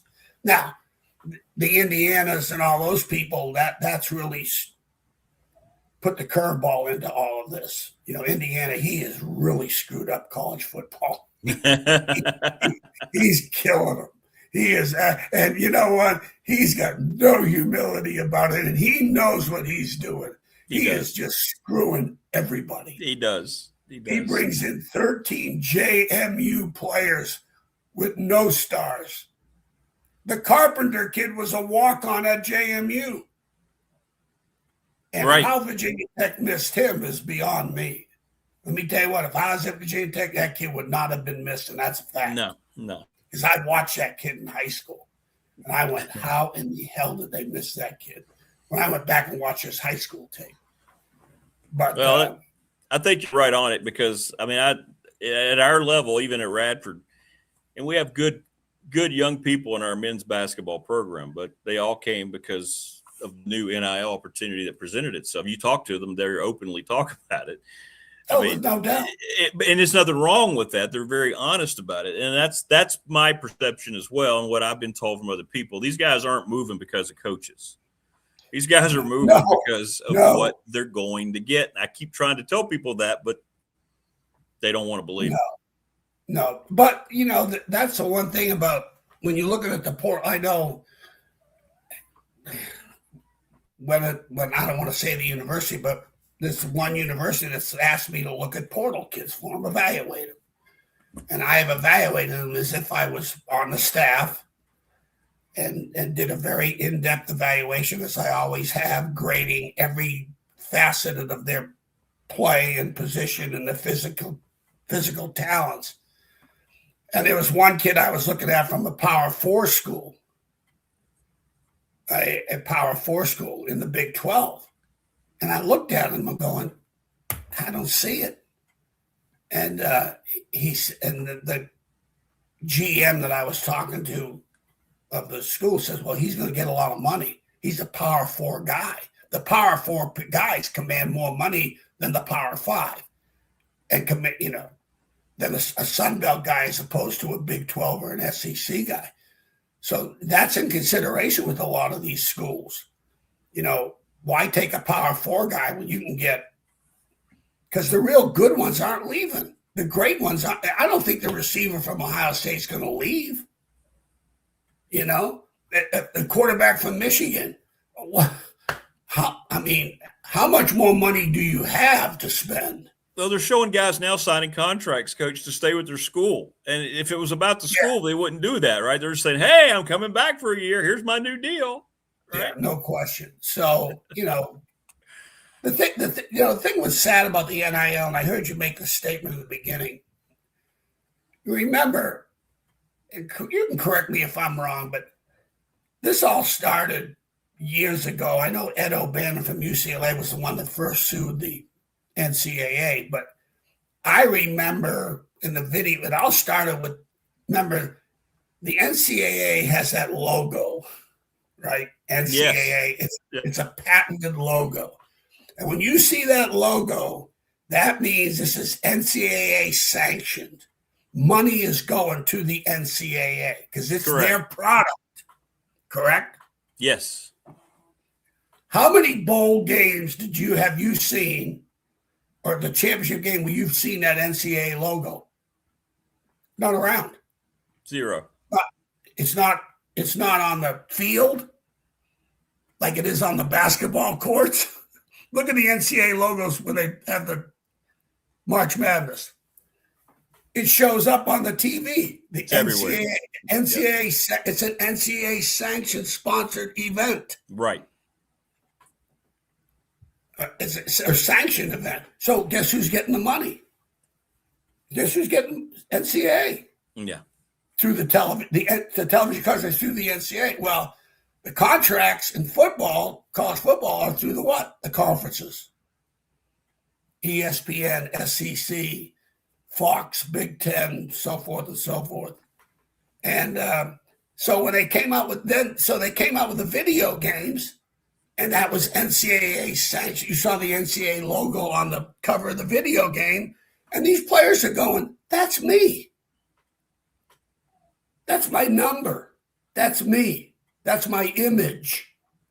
That's where the image comes in. They may not have your name on the back of the jersey. I've never seen an NCAA video, but the image was Michael Vick. Hey, you're making money off of my image, right? Yeah. No. Okay. Peyton Manning's the first time I was aware of it in college. Yeah. Then the jersey sales. The jersey sales. Yeah, over 1 million jerseys sold, and he didn't get the name is on it. So it's name, image, and now they throw likeness in there, which is a whole rabbit hole. Oh, yeah. Oh, yeah. Likeness, like what? Okay. I get the name that I get. The image, I get that. But likeness? I don't understand it. It's all pay for play now. It has nothing to do with NIL. It's all pay for play. But here's the problem. I have no problems with NIL as, okay, you get to college and you're a fourth stringer. Ain't nobody going to want your damn jersey. And the hell, you ain't going on a video game. But if all of a sudden you become Michael Vick and you're on the video and your jersey's getting sold, I want a piece of that pie. I have no problems with that. Yeah. No, I get it. And I feel the same. Yeah, I'm with that. I completely understand. Yes. But now these kids, it's just open, flat out. Hey, high school kids, they're signing to play. That's it. That's all they're doing. Yeah, high school kid. Yeah, absolutely. What name and image and likeness? They haven't even been to college yet, and they're getting the money to go to college beyond the scholarship. So it is pay to play. They can take that NIL and now it's legal. That's what it stands for. Correct. Yeah, we need to stop using that term. Yeah, NIL just needs to go away. It's just a big hypocrisy. And like I've always said this, like $1 for each time I said it. When's the last time you heard of any kid being academically ineligible? I know. You're exactly right. You don't hear it. The news around bowl practices 25 years ago was who got tested for drugs, who got caught, who got busted because you had to pee in the cup for the bowls. And those drug tests now, they don't whether they test or not, it's a joke. It's a joke. So that's, it's college football. It's a, like I said, it is, and everybody says, and you hear all the coaches, it's unsustainable. Well, right now, it's sustainable. Right now, it is. Today, it's very sustainable. It's working. It's working. Now, a year from now, 2 years, who knows? But right now, it's working. Viewership's up. Attendance, now the bowl attendance was pitiful. But who cares? It's already paid for. And the TV viewings were up even for those bowls that nobody cared about. I think gambling has a lot to do with it. Don't you believe? I believe that. Oh, yeah, no doubt. Right? I mean, that's why people are watching. You're not watching because you care about, App State playing Georgia Southern, but you may have money on the game. So it's a factor, And here's the other thing, too, people understand. The portal, the evaluations of high school kids on high school film, it's really hard. And sometimes, especially defensive backs, they're not even on the film half the time. And watching a game it's a strain. Sometimes watching a game, the video is so poor. Hey, I remember when I got into coaching, when I was at the University of Richmond, went up to a school in New Jersey called the Petty School, and they were filming with a handheld 8mm camera, ground level. And guess who I was looking at? Franco's younger brother, Giuseppe Harris. I liked him. I thought he's a good player. Even from that 8mm handheld, I go, this kid can play. And then Jopa ended up taking him at Penn State, which obviously he would. And he ended up starting for him as a freshman as safety. But no, it's craziness, absolutely crazy. And like I said, Coach Cignetti right now is just killing everybody. It's just killing everybody. You think about it. Every president, athletic director, and head football coach, they're having all the conversation. What's he doing? And then they signed 4 top portal kids yesterday. They very strategically announced it all at once. 4 guys who were ranked at the top of their position, by whatever recruiting service and all that crap. But they got 4 of them in one day. And so it's almost like they're throwing it at you now. Hey, we're now a machine. We're not just here for 2 or 3 years. We're going to keep this thing going. You know what would happen, Rick, when college programs had a hard time sustaining, especially even when I was at Wisconsin, we go to 2 Rose Bowls, and we recruited California heavy, trying to get skilled kids. I would go out there with the running back coach who recruited the area and spend 3 days then looking for, evaluating defensive backs.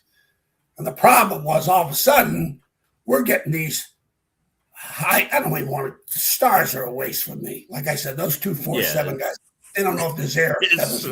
But people will continue to use that as their metric, man. Listen, great. Like I told you, I'm in Nebraska. You got a 3-star. I offer you will automatically go to a 4-star, and your talent has not changed. No, you haven't done anything, and your star system is going to go up by 1.5 because I used to call it just for shits and giggles. I'm going to offer the kid, and he goes to a 4-star. But what he's doing there in Indiana is just beyond me. How he's doing it and this consistency with he's doing it under these circumstances. They've taken advantage of the portal and the NIL and used it very wisely.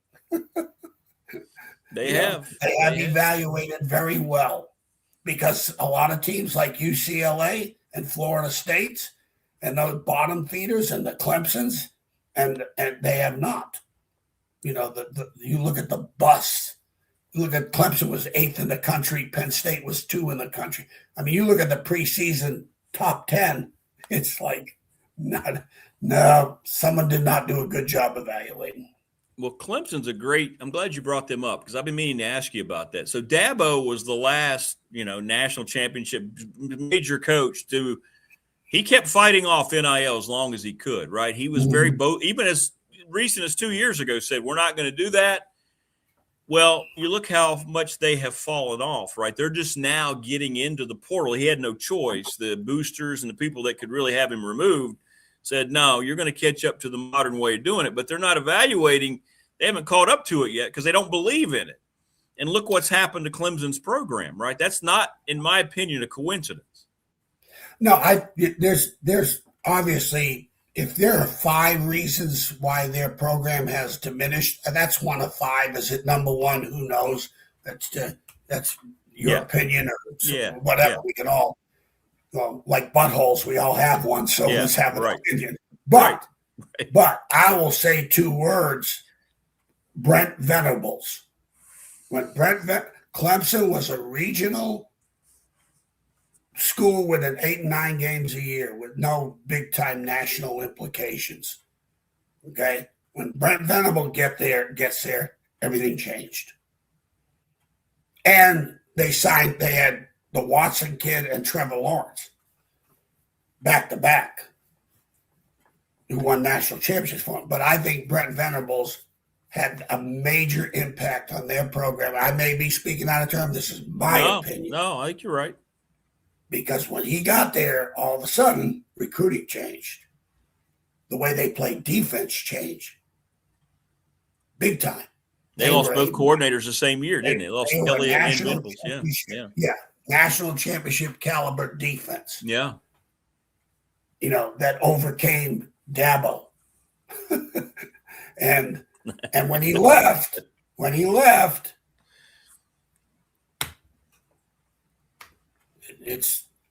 I've always said this: the quarterback coach, whoever's coaching your quarterbacks, will have an impact on the quarterback and your offense.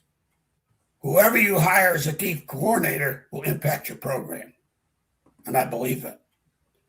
I can name people, from the day that Buddy Ryan impacted the Bears and how he impacted that. He impacted a football team.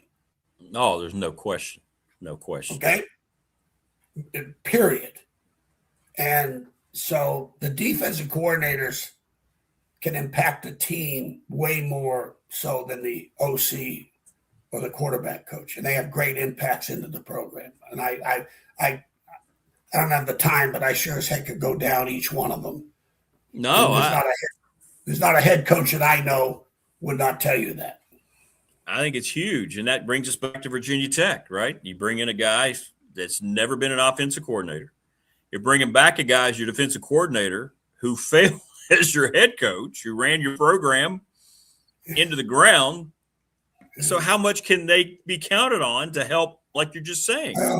Right now, the good news is the head coach, like I said, the best thing about Tony Elliott can be said is the confidence he has in his staff because he had not fired anybody. And like I told you, you look at their defense and you look at that last bowl game, that just put the icing on the cake because defensively they got this. Nobody improved on defense as much as Virginia did in the country. With the talent they have, they are not as talented as Clemson. They are not as talented as any of these last Indiana or anybody that they're playing. But let me tell you, how they played the game, I envy them. I admire them and envy them. And that defensive coordinator, they better give him a raise. Because let me tell you what, if I was a head football coach, I'm hiring that guy. I don't care where I'm at. I'll guarantee you, Coach Saban will watch those defenses. He'll see this is great coaching they did. They did great coaching. And so my point being is Coach Franklin's got so much confidence in Coach Pry, that'll trickle down to the players. Okay, and it will. All right. And because that's what happened in Virginia. I really believe that. I've got good coaches. And that's the message sent to the locker room. And I believe in the coaches. And so I think with Coach Pry, it should work. It should work. Should work. Do you see a big drop off for UVA? A lot of people are looking at, hey, that was built out of the portal. Not really. Yeah. Not really. I don't. Could it drop off? Yeah, sure it could because it's like, could it be Indiana, except not on the national scale, maybe in Indiana of the ACC. Right now, there's a confidence in the program. There's a confidence in their decision-making. There's a confidence in their evaluation. Winning breeds confidence. Confidence breeds winning. That's the chicken and the egg. Which comes first? Can't have one without the other. And now you have this. Now you got to sustain the evaluating process to your program. Okay, so problem's going to be now you're going to get people that are interested in your program that maybe a year or two ago you didn't get because you weren't winning, and now, and all of a sudden, those kids when it's all they don't come, they don't pull the trigger, they don't make the commitment, but they're interested in you because of who you are now. When I was at Virginia Tech, when we ended up winning the 9 games, 2 wins to 9, 93, the 94 recruiting season, we got a commitment from some pretty good players, but boy, we got involved with some really good players, Poindexter, kids of that caliber, consistently. It was, there were about 5 Cornell Brown type players that we had a chance to get because they had visited, but we didn't get them. We lost them. And so we had to go back out on the road. So they got to be careful. They got to make sure that they stick to their philosophy, stick to their, don't get blinded by talent. Go find players that you remember. Great recruiting years, fulfill your needs and people that you want. You get who you want. And not everyone's going to say they've had a great recruiting year. And they like their team. Oh, yeah. You know that. But when it's all said and done, if when you're coaching at Virginia, you keep doing what you're doing. That's what. And if they do that, they'll consistently have a chance to be in the top four of the ACC. Well, and I know the money that was contributed, they've announced they're going to have more money, just like at Tech, right? They didn't have a big campaign, but people are saying, hey, we got 11 wins. It's the most ever in school history. So they're going to have more money there. And to me, it came down to evaluation, not the amount of players they brought in, but he evaluated. He hit on so many of them. They got the right ones, right? Yeah, right. They got the right ones. I mean, they got kids that, like I said, people can bitch about, oh, they didn't play anybody, or they didn't do this, they didn't do that, they didn't do. Hey, what's the final record? They played in an ACC championship game. They're one game away from going into the playoff. And you look at that bowl game, looked like an ACC championship team to me in the bowl game. You know, and ACC's not that good. Who cares?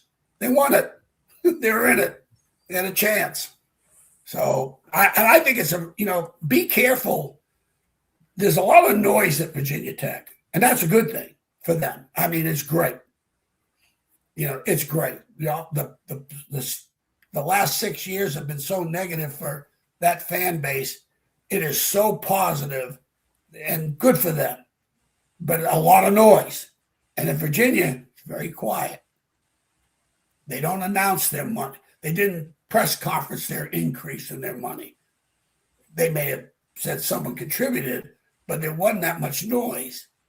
So they're very quietly, it's like, okay, they're quietly getting the job done. Virginia Tech's doing it with a lot of noise. You got to be able to back that noise up come next fall. Yeah, right.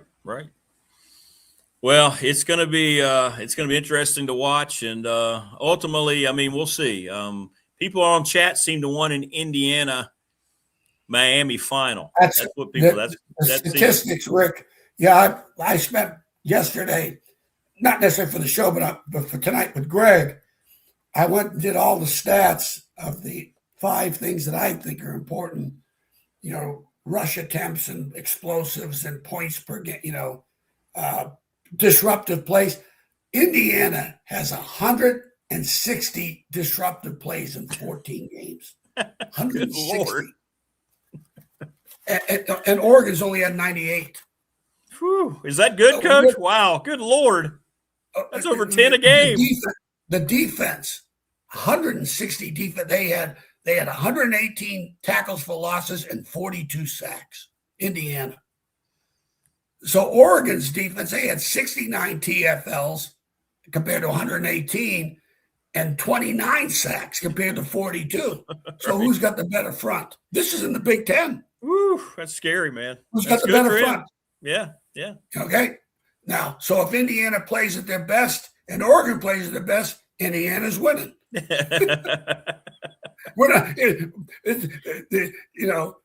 Now Indiana's got to play. If Indiana plays at their best, they're beating Oregon. Okay. They're 72% on defense on third down efficiency. 7 out of 10, they're winning the third down battles. That's insane. And offensively, they're at 56%, and the average is 45. So if they play at their best, they're winning the game. They're going to win the game. Yeah. And they've had 26 turnovers. They got the most turnovers going into the tournament. They've had 17 interceptions and 9 fumbles, recoveries. Okay? All right? And offensively, they've only had 1 fumble. They've only had 8 turnovers offensively in 14 games. That's incredible. In college football, that's unheard of. No, this is now nobody in the tournament is doing what they're doing. Is Miami. They're the next closest with those statistics are so similar. Because Miami, they had 25 turnovers for the year. They had 141 defensive disruptive plays. And so they're going to beat Ole Miss. I mean, unless they just absolutely play at their worst. Okay? And they go out and play their, all their starters get hurt or get drunk. Right. Whatever. If Miami just plays Miami football, goes out, takes care of business, they're winning the game. There you go. There you go. And Indiana, you take care of business, you're winning the game because you're better, you're much more productive in 14 games at the things that I really believe that will determine an outcome of a game. If they take care of their business, because it's all about, like ball games, Rick, it's all about matchups. Yeah, right. O-line versus D-line, or O-line versus O-line. Which offensive lines are more productive? Can Oregon's offensive line all of a sudden Indiana comes up with no disruptive plays. They don't come up with any turnovers on defense. Well, Oregon's offensive line, all of a sudden, they go see the Wizard, and they're going to play above what they have been playing. So that's how I look at it. I think the Indiana-Miami would probably be your. If I'm a betting man, I'm betting on that. And I lose it. But there you go. Yeah, exactly. But I've seen I got a good chance to win it. You got a good chance, yeah. Well, Coach, listen, great stuff as always. Always great to start the week off with you. I appreciate it. Yeah. Thanks for having me on. As always, like I said, I'm like a golden retriever, my old golden retriever, just good to be wanted. Well, we're going to want you back on before the end of the week. I know, before we get into the weekend. So there you go. Cool. There you go. Well, say hi to Todd for me. Like I said, I hope it works out for him. He's going to be traveling today. I hope this works. We're going to try to hook up with him here soon. So we'll see. You take care, Rick. Really enjoyed it. Got a great Coach, show. Love it, man. We love it. Have a great time with Greg tonight. Tell him I said hello. We'll do it. Yep. All right, brother. There you go. Coach Elmassian. That's great stuff, man. Coach Elmo's the best. You learn so much. You just sit there. I'm just sitting there absorbing it. That's the best thing I've heard anyone ever say about these matchups. He's broken down what they do best. If they play their best, they're going to win, instead of trying to look at all these other intangibles. He's saying, nope, this is Indiana's number here. This is Indiana's number there. If they do that, they're going to win, right? The turnover thing blows me away. Wow. I didn't realize that it was that many numbers in their favor, man. Coach Elmo's the best. So good. So good. All right, I'll be right back. This animal's killing me today. All right, I'll be right back. Smoke if you got them.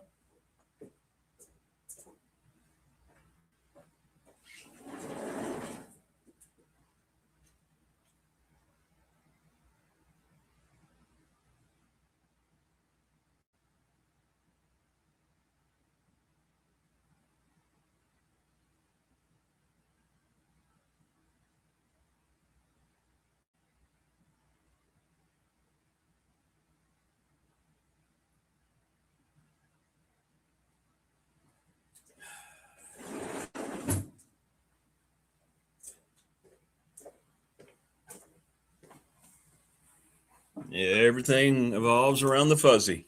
Everything evolves around the fuzzy.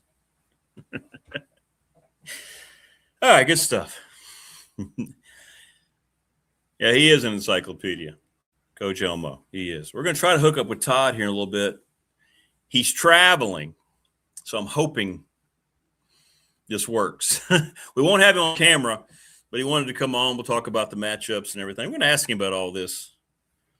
And now I really want to ask him about JC. I hope that's all accurate, that he's taken an official job, hanging on at least as an analyst or whatever that's going to entail. Because I know he's been dealing with some health things, so that's great. It's great. Yeah, me too, Prometheus. Well, thank you, TLB. Yeah, the only real reality show when my animal decides to make it Mutual of Omaha's Wild Kingdom. That guy's been active today. He's back in now, though. But I'll tell you one thing. He's being an absolute pain today. But that's okay. Much rather see him active than how he was when he was hurt and unable to do stuff. Right? Thanks to Family Fencing. Appreciate Jason Green. They will work on your fence throughout the winter, getting you ready for spring. Check them out. That's the logo. I think he designed that logo too. It's a great logo. Great logo. McClellan Chiropractic. Mark Hunley, right off of Peppers Ferry Road. Thanks to him. Go get your back popped in all the right directions. Want to thank Professional Door Incorporated and Travis Williams and Company. Thanks, Trav, for all you do. Garage doors better than anybody, 38 years. Another great logo. Look at that. Travis designed that. So good. So good. Pulaski County Sports and Entertainment. They sponsor this program on a daily basis. Experience Pulaski County. Thanks so much to them and their ultimate support here. Little River Heating and Air. 1095 Radford Street in Christiansburg, 540-553-2971. Thanks to them. The attorney Ryan Pry, our fan question of the week, 701 West Main Street in Radford. He specializes in trust and estate planning. Thanks to National Bank, by the way. Remember, FDIC, National Bank, has been my banking partner for the last 35 years. They're the exclusive banking partner of this program. But thanks to them for all that they do and all of their support here on the program. I want to thank Lawson's Mobile Home Supply, the NRV Super Bowl. Thanks to Harvey's Gym in Radford, Brad Harvey. And then the Ready Set Fund. On your mark, get set, go. ReadySetFund.com. Now here he comes. Now see, now he's here. All right. You have something if you have something you want to raise, money that you want to raise, well, it should be the Ready Set Fund. And here he is, ladies and gentlemen. The man, the myth, the legend. There he is. Good look at Balboa Creed, looking right at the camera as if he knows he's on camera, 100% healed. Taking over the program today. There you go. There's that guy. Yep. And right here's where he had his boo-boo, and it's completely gone, by the way. Yep. Remember right there? On that left shoulder. Pretty proud of the way that's healed up. You're welcome. There you go. There you go. The guy. Balboa Creed. Dun dun dun dun dun dun dun dun dun dun dun dun dun dun dun. Okay. All right. Sorry. And thanks to Brandon up at Top Shelf Apparel, screen printing, embroidery, laser engraving. He's the best. 4377 Lee Highway. You need Jim Fowler to let him out. Yeah, I probably do. And if you want a T-shirt, hit me up. They're $20. If I need to ship them, $30. And we still have several of those. We did get rid of several more of them at Christmas time. But hit me up in the McClellan Chiropractic chat room. He wants to race me on the beach like Rocky. Rocky 3. He's very unsettled. Like, it's cold and he wants to be out, and he's out there a while and he realizes there's no critters moving, and that's what he's frustrated at.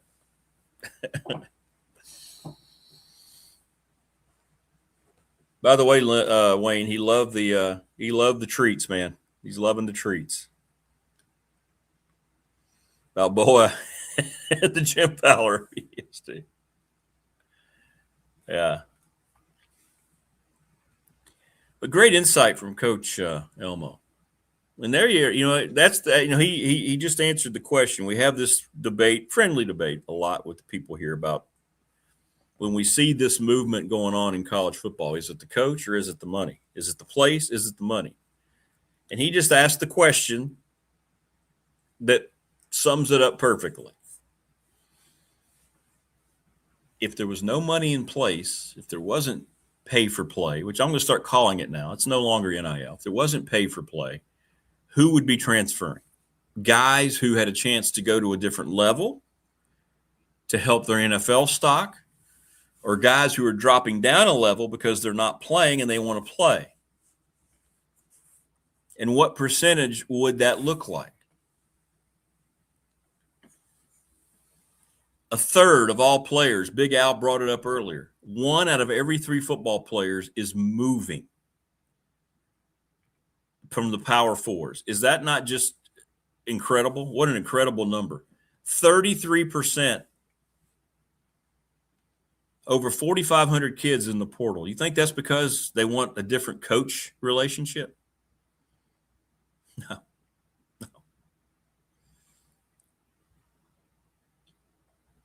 Somebody was asking me how much James Franklin paid for those kids that came from Penn State, the initial kids who left Penn State before the portal. And I guess somewhere between probably $3 to $5 million. I don't think that's unheard of. How many kids was it? Was it like 7 or 8 kids? If you do the math and divide that out, man, I don't know for sure. Looks like I don't know what they're going to pay Grunkmeyer. We may never know, but I think that's probably the going rate for high school class. People forget you pay for your high school class now too. You're not, in most cases, you're not just recruiting kids. Not all of them are going to want a huge payout, but for the biggest part of it, you're going to be, those guys are going to be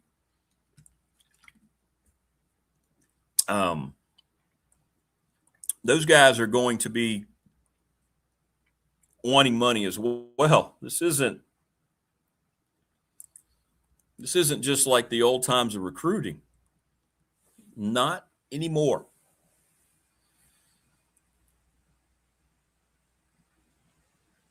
So yeah. Tough conversations, Paul says.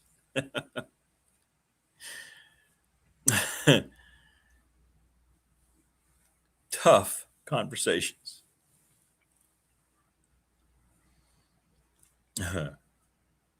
So we'll see. All right, so we're going to try to hook up with Todd Grantham here. Let me let him know I just sent. Hopefully this works. Now, he's driving today. So we won't see Todd, as usual, in all of his magnanimous beauty. But we hope to be able to hear him today. All right, let me catch up in chat here. Todd's going to try to connect right now. So hopefully this will work. I'm glad Benji Gosnell didn't enter the portal. We still have Harrison. Well, he's still got time to enter the portal. All right. We're getting 2 guys from Penn State. Well, I don't know how many tight ends you need. Do you need 4 of them? You're going to play maybe 2. And then will guys get frustrated, right?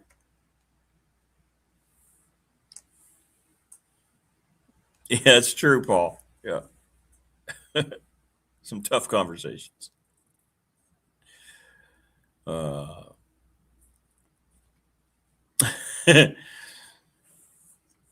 You still got time to enter the portal. Portal's open until what? 2 more weeks? Is that right? 2 more weeks? Or is it the 12th? Somebody, no, it opened on the 2nd. It's the 15th. I don't know. Who the hell knows? It's 2 weeks. You're going to see guys coming and going every week for Virginia Tech and everywhere else. But we don't pay attention to it at all these other places. We just, as the dust settles, we'll find out. I'll be curious to see if we have another Texas Tech type of situation where they're out saying, you know what, we're going to bring in 30 guys. They're all going to start, or at least, 20 some of them are going to start. We got $30+ million. We're going to spend it. We will see what happens with that. The Todd's going to try to hook up. Now, I don't know if this will work when he's in his car. Uh-oh. Says Mike denied. I don't think he can call. No, man, I don't think it's going to work.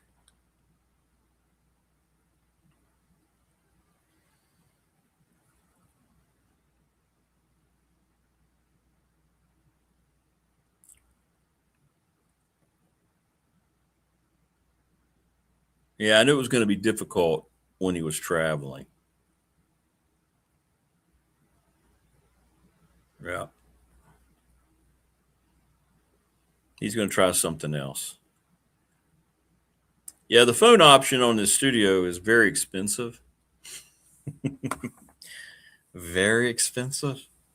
So I haven't done that to have just an audio only thing. You can do that, but you really have to pay for it. So, and then you have to get phone people involved, phone companies involved. It becomes very complicated. So, yeah. Thomas in the chat, as we're trying to see if Todd can jump on with us, says, I'm sorry, on our text line, says, hasn't Virginia Tech already signed or already announced 2 defensive back coaches? I saw somebody in chat saying they were trying to get another one, ? Yeah. Isn't Anthony Midget now official too? Vic Hall, right? Somebody let me know, right? They announced Vic Hall. Didn't Anthony Midget, isn't he on staff now too? Didn't he decide to come? Somebody told me that over the weekend. And now they're looking at another defensive back coach? I don't know the answer. I'm just asking the question to help out Thomas here on chat in our text line. Did Tech announce Midget too? So they already have 2? So they have Midget and Vic Hall. Okay. So they do. They already have 2. So I don't know. I don't know how that's going to look. Don't know how that's going to look. So they brought in 2 cornerbacks coaches, and they're going to have they need a safeties coach. So both those guys are going to help with corners. Okay. Well, yeah, it is, but I don't think it's going to work out with Todd. Okay.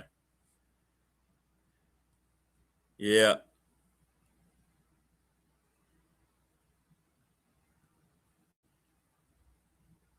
I'm going to tell him safe travels. So, Coach Elbow says, another defensive backs coach? Heck, I should apply. So no Todd today. We're going to try maybe tomorrow. He is driving. I'm not sure if he's going to Birmingham right now. We'll find out. I knew when he said he was going to be in the car, it might be hard to keep that going. So that's okay. We'll finish it off with us today. So there you go, Thomas. People in chat saying he's specifically going to be the safeties coach. One more guy. So Morris will have Todd hopefully tomorrow. There is a phone option, but it is very, very expensive. Morris says, no, Todd, I'm going back to bed.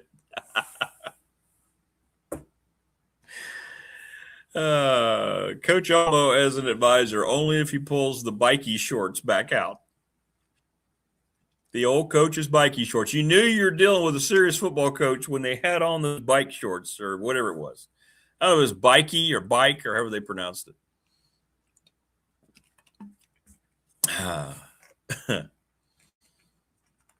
But every coach made them look stylish. Didn't they?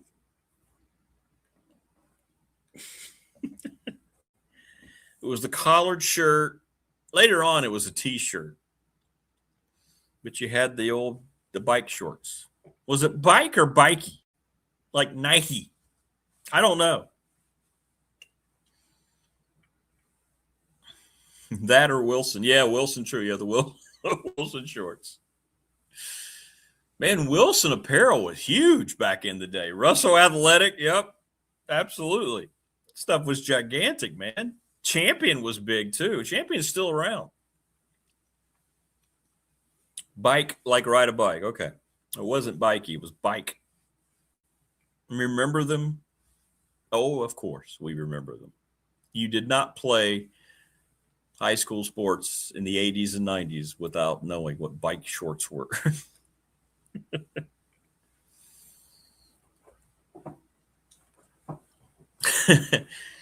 And I'm not. They said if Michigan guy comes, he would be the co-defensive coordinator. Oh, here we go again.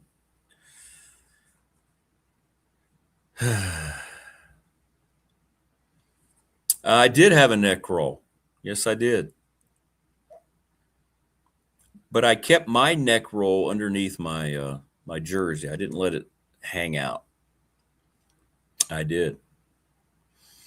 TP says nobody had the legs for them like Coach Hicks. Just ask my mom and grandmother. They love some Coach Hicks. It's because he ran 10 miles every morning.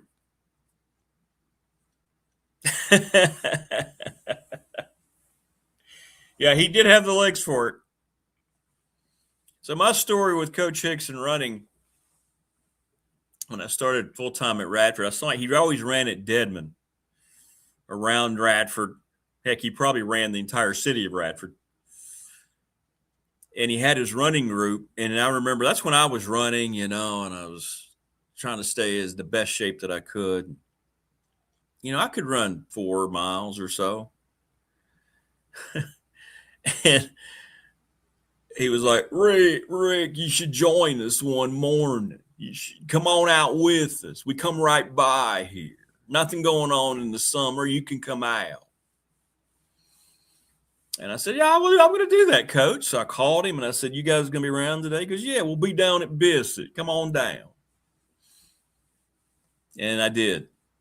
And you could not keep. I was a pace that I wasn't ready for. He just kept going and going in his group. And I was, of course, dead last. So he finally come back to Radford. I don't know what it was. It was like 6 or 7 miles. And I was like, yeah, I better get back to work, Coach. But the whole time I think I went back into the Deadman Center. I just laid there on the ground. Never made that mistake again. Joseph says, so how is a good high school recruit going to make it onto a Power 4 college roster with most spots transferred? Well, they come in for money. You're making agreements with them. They will redshirt. Maybe they contribute. I don't know. If a kid, though, can contribute as a freshman, they're going to contribute. You're seeing more freshmen play because of the money they're getting. And it just comes down to whatever's negotiated. But I've had college basketball. Let me just put it this way. And this is not even talking directly to football coaches. I have a pretty good relationship with every basketball coach in the Big South. And they all tell me that when they're just going out looking for high school kids, and this is before what they have to do now by paying anyone to come. When all this got started, they had high school kids that were asking for $250,000, $100,000. High school kids. And this is at mid-major Big South basketball level. Imagine what it's like big boy college basketball level and what we're talking about now with football. It's crazy. It's crazy. And of course, many of the teams in the Big South just say we don't have $100,000 to give a high school kid. We may have just that much money in our total NIL budget. So yeah, it's a mess, man. And as Coach Elmo said, right now it's sustainable because the power brokers are winning, the Big Ten and the SEC. That's why it makes me so happy to see the ACC, Miami, what they've done. But Miami is kind of on a different island too, with their amount of money that they can pay for pay for play. So NIL just needs to be replaced with PFP. Let's stop with NIL and call it PFP. Let's just call it what it is.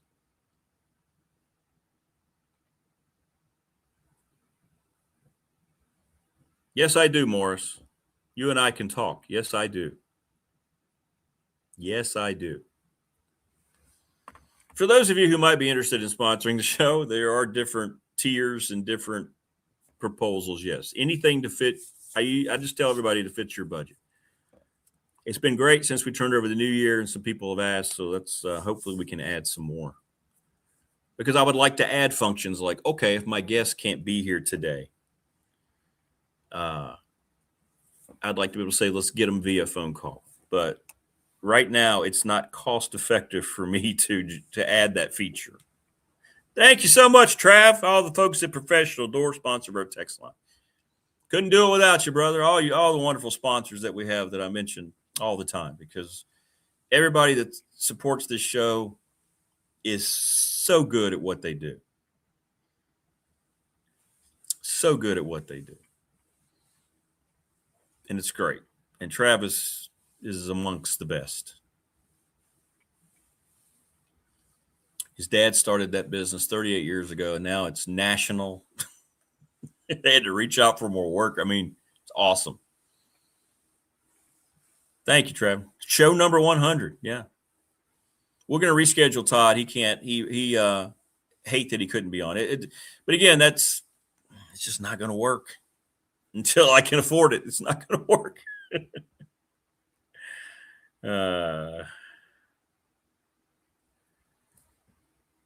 It's all right. We'll make it worth whoever's while. Morris, we'll hook up. Wayne says he wants to sponsor Creed's appearances. Did you see him looking at the camera when he jumped up here? He knows where the camera is.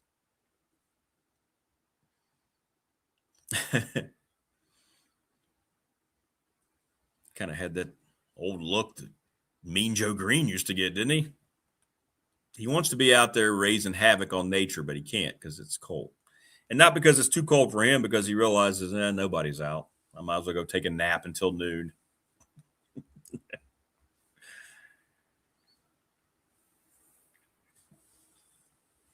But it was interesting what Coach Elmo said about it. And I think he's right. And I say this without any kind of ill will or any kind of anything toward the guys who are playing basketball at Radford. I mean, we had an NL opportunity with the hiring of Coach Chu that we've never had before, and he went out and used that accordingly. Mike Young finally got some NIL money at Tech, and look at the roster he's put together. That's what the movers and shakers are doing. They have the money to spend. And you know the ones who strictly did it for money, if you looked all weekend at some of these quarterbacks, remember we speculated, what was it, 30 or so, 30 to 35 starting quarterbacks went in the portal. The Sorby kid who just went to Texas Tech. Yeah, there you go, on cue, Texas Tech. Texas Tech, man. Old Texas Tech, man. So tell me, is it real? Is he really getting $6 million? Is that what Sorsby's getting? And the 247 number one quarterback. $6 million, is that right?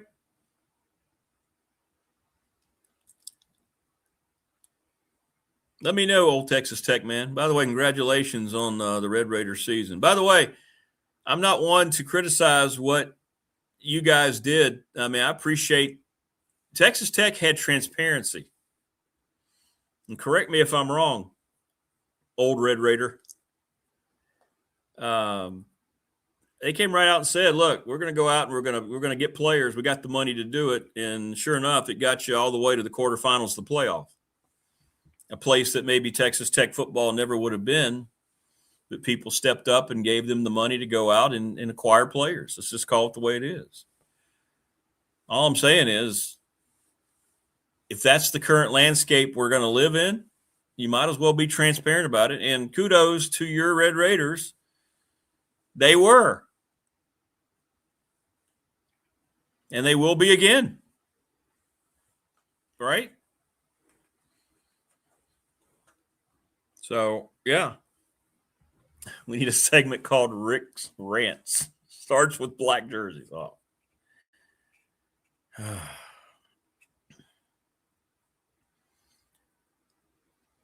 I'll never understand it. It used to be covered up with the whole recruiting thing. No. Recruits only care about green.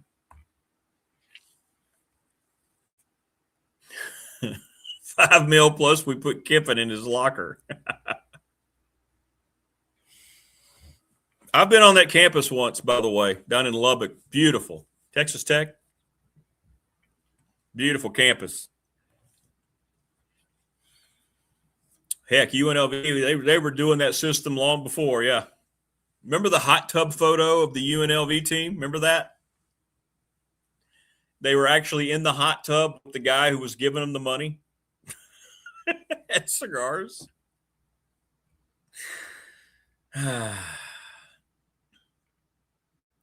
Yeah, a lot of the NFL teams, Matthew, wore throwbacks. Imagine that. Broncos yesterday. Chargers went back to kind of a throwback look years ago. The Jets. By the way, the Falcons fired everybody. Did you see that?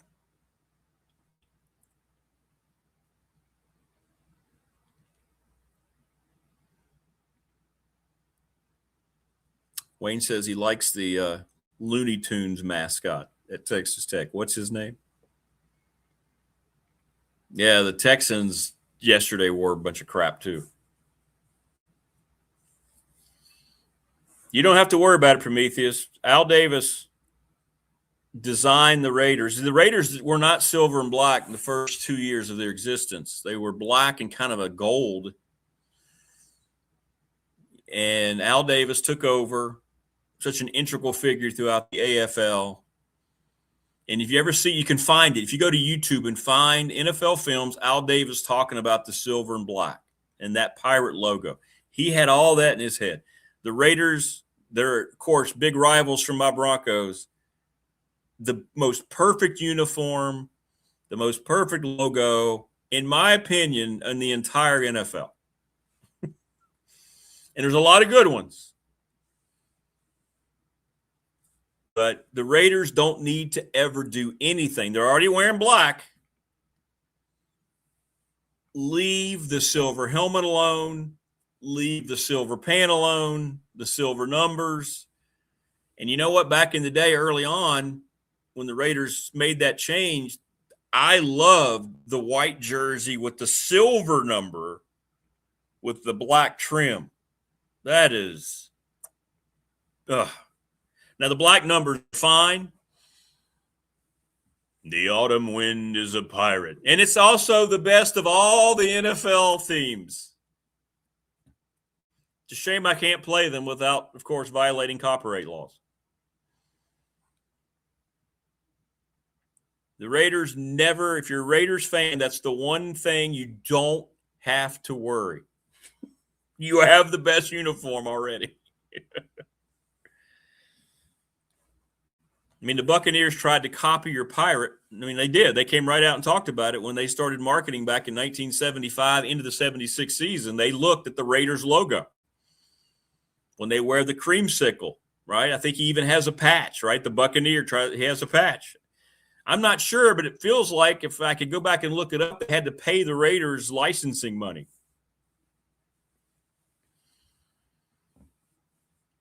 But no, you don't have to worry about that part of it. And now you're going to have Mendoza. Ugh.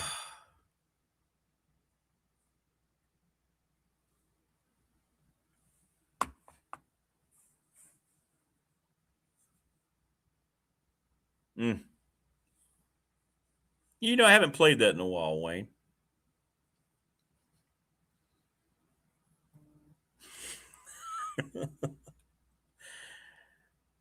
So the Raiders are going to get the Mendoza kid. There's the number 1 draft pick. Oh my. Oh, no. Oh, no. That was out of nowhere. Really out of nowhere because they were bad all year. Hey, David, what's going on, David? I got to get David back on. I can get all you guys back on. That's one thing I'm going to do coming up. Wish the Patriots would go back. Yes, they need to go back to the red jersey, Pat the Patriot, the center on the helmet, the white helmet. Beautiful uniform. All the throwbacks are better. The Eagles, why are the Eagles wearing black? Looks so stupid.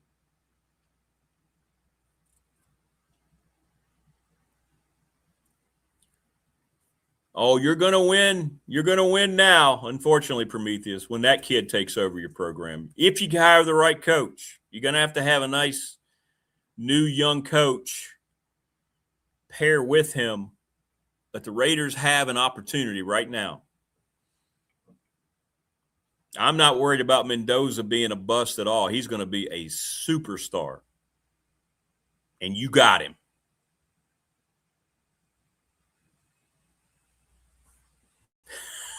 It's true, Wayne. Yeah, that's a good one.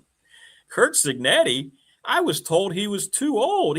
He's only been at James Madison now. He's 23-2 at Indiana, and they're playing in the national semifinal. What? Oh my. Oh, no. Oh, no. That was out of nowhere. There we go. That was a good one. Hey, you go to College Station, make sure you wear a face mask. I have never been to College Station, but I loved your campus in Lubbock, Texas Tech, man. There are a lot of reasons to like that campus. You know what I'm saying? Joseph says, I loved all the old nicknames like the Snake, the Mad Stork.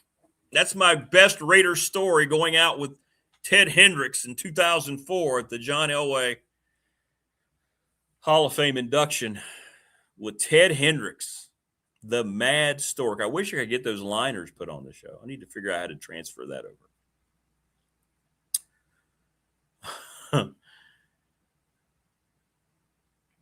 The Juice. I know. O.J. Simpson, but that was a great, great nickname. Morris is going to take Miami to beat Indiana Miami to beat Indiana in the college football championship. Really? Plus 500? Oh, there you go. There you go. Why not? Why not?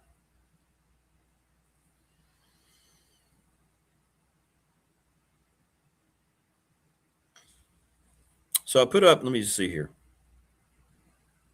By the way, please subscribe, like the channels, spread the word. Texas Tech, man, we'd love to have a lot of folks from Lubbock subscribe. We have to hit 1,000 subscribers. We're at 7. Where are we right now? Let me see. Let me get an exact number right now.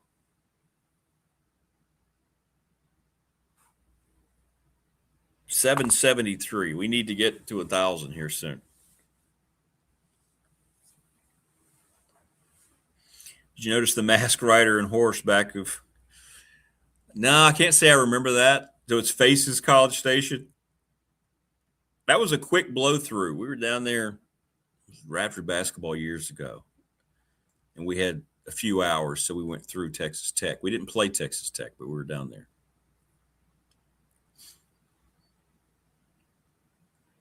Jack Youngblood playing with the broken leg, yeah, against the Cowboys, NFC Championship game. He was one of the members too. If you remember the old liner, he messed up the liner, and I just left it running. Jack Youngblood here. Then he said something. He goes, no, we're not. Take 2. It was Jack Youngblood. Let's see. My goodness. It was Jack Youngblood. Tell me this isn't a group.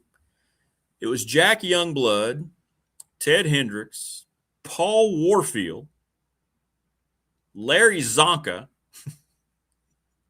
Gail Sayers, Mel Renfro,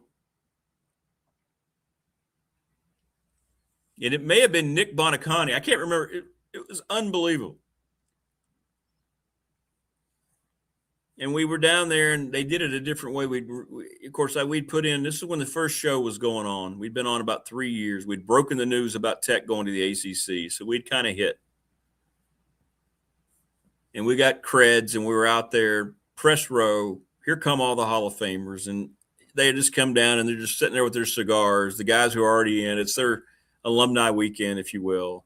Interviewed all his guys, and I'll just never forget, it was actually Ted Hendricks, Prometheus.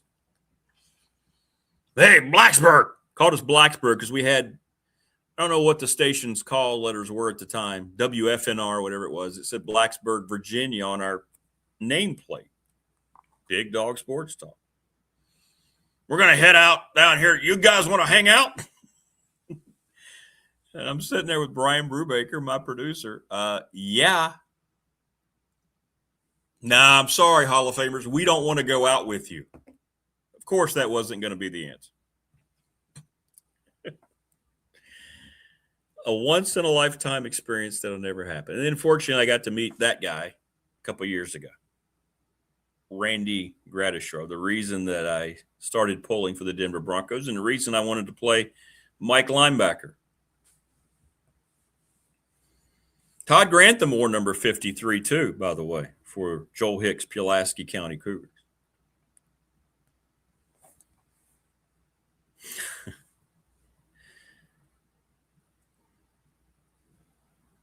Philip said, God rest his soul. You're a Cougar. I'm a Cougar.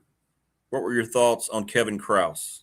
Yeah, it was sad that he's not. Kevin Krause is the best. Kevin Krause is the best running back, in my opinion, in the history of Pulaski County football. TP, you still with me?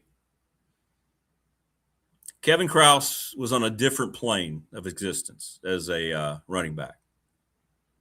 I was fortunate to be on the radio call with Dan for many of his games. Number 2, if I'm not mistaken, God rest his soul, left us way, way too early. Kevin Krause is the greatest running man. And we've had, Eric Webb, but Eric Webb was a better defensive player. Kevin Krause is the greatest running back to ever play at Pulaski County High School. Yeah. He's the greatest I've ever seen. All right, TP says no doubt. There we go. Number 2, right? Kevin was number 2. Great kid, too. I hate that he was dealing with so many things. And when I heard about his passing, it really shook me up. Yeah. Great kid. Unbelievable player. Just unbelievable football. But in any event, good stuff today. We'll reschedule Todd maybe for tomorrow. We've got a lot going on a Tuesday show. We'll try to see what we can work out. Again, he's driving. I think he's going to Birmingham. I think the move is in process.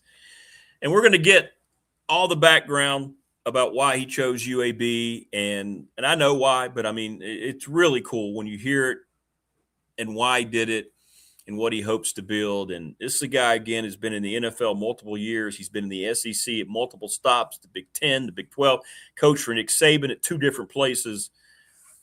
But he really has an affinity for Coach Mortensen and what they're trying to build. And he wants to just kind of help get that program going. And his last stop, as he told me, this is it. I'm not looking for massive money. He's got his money.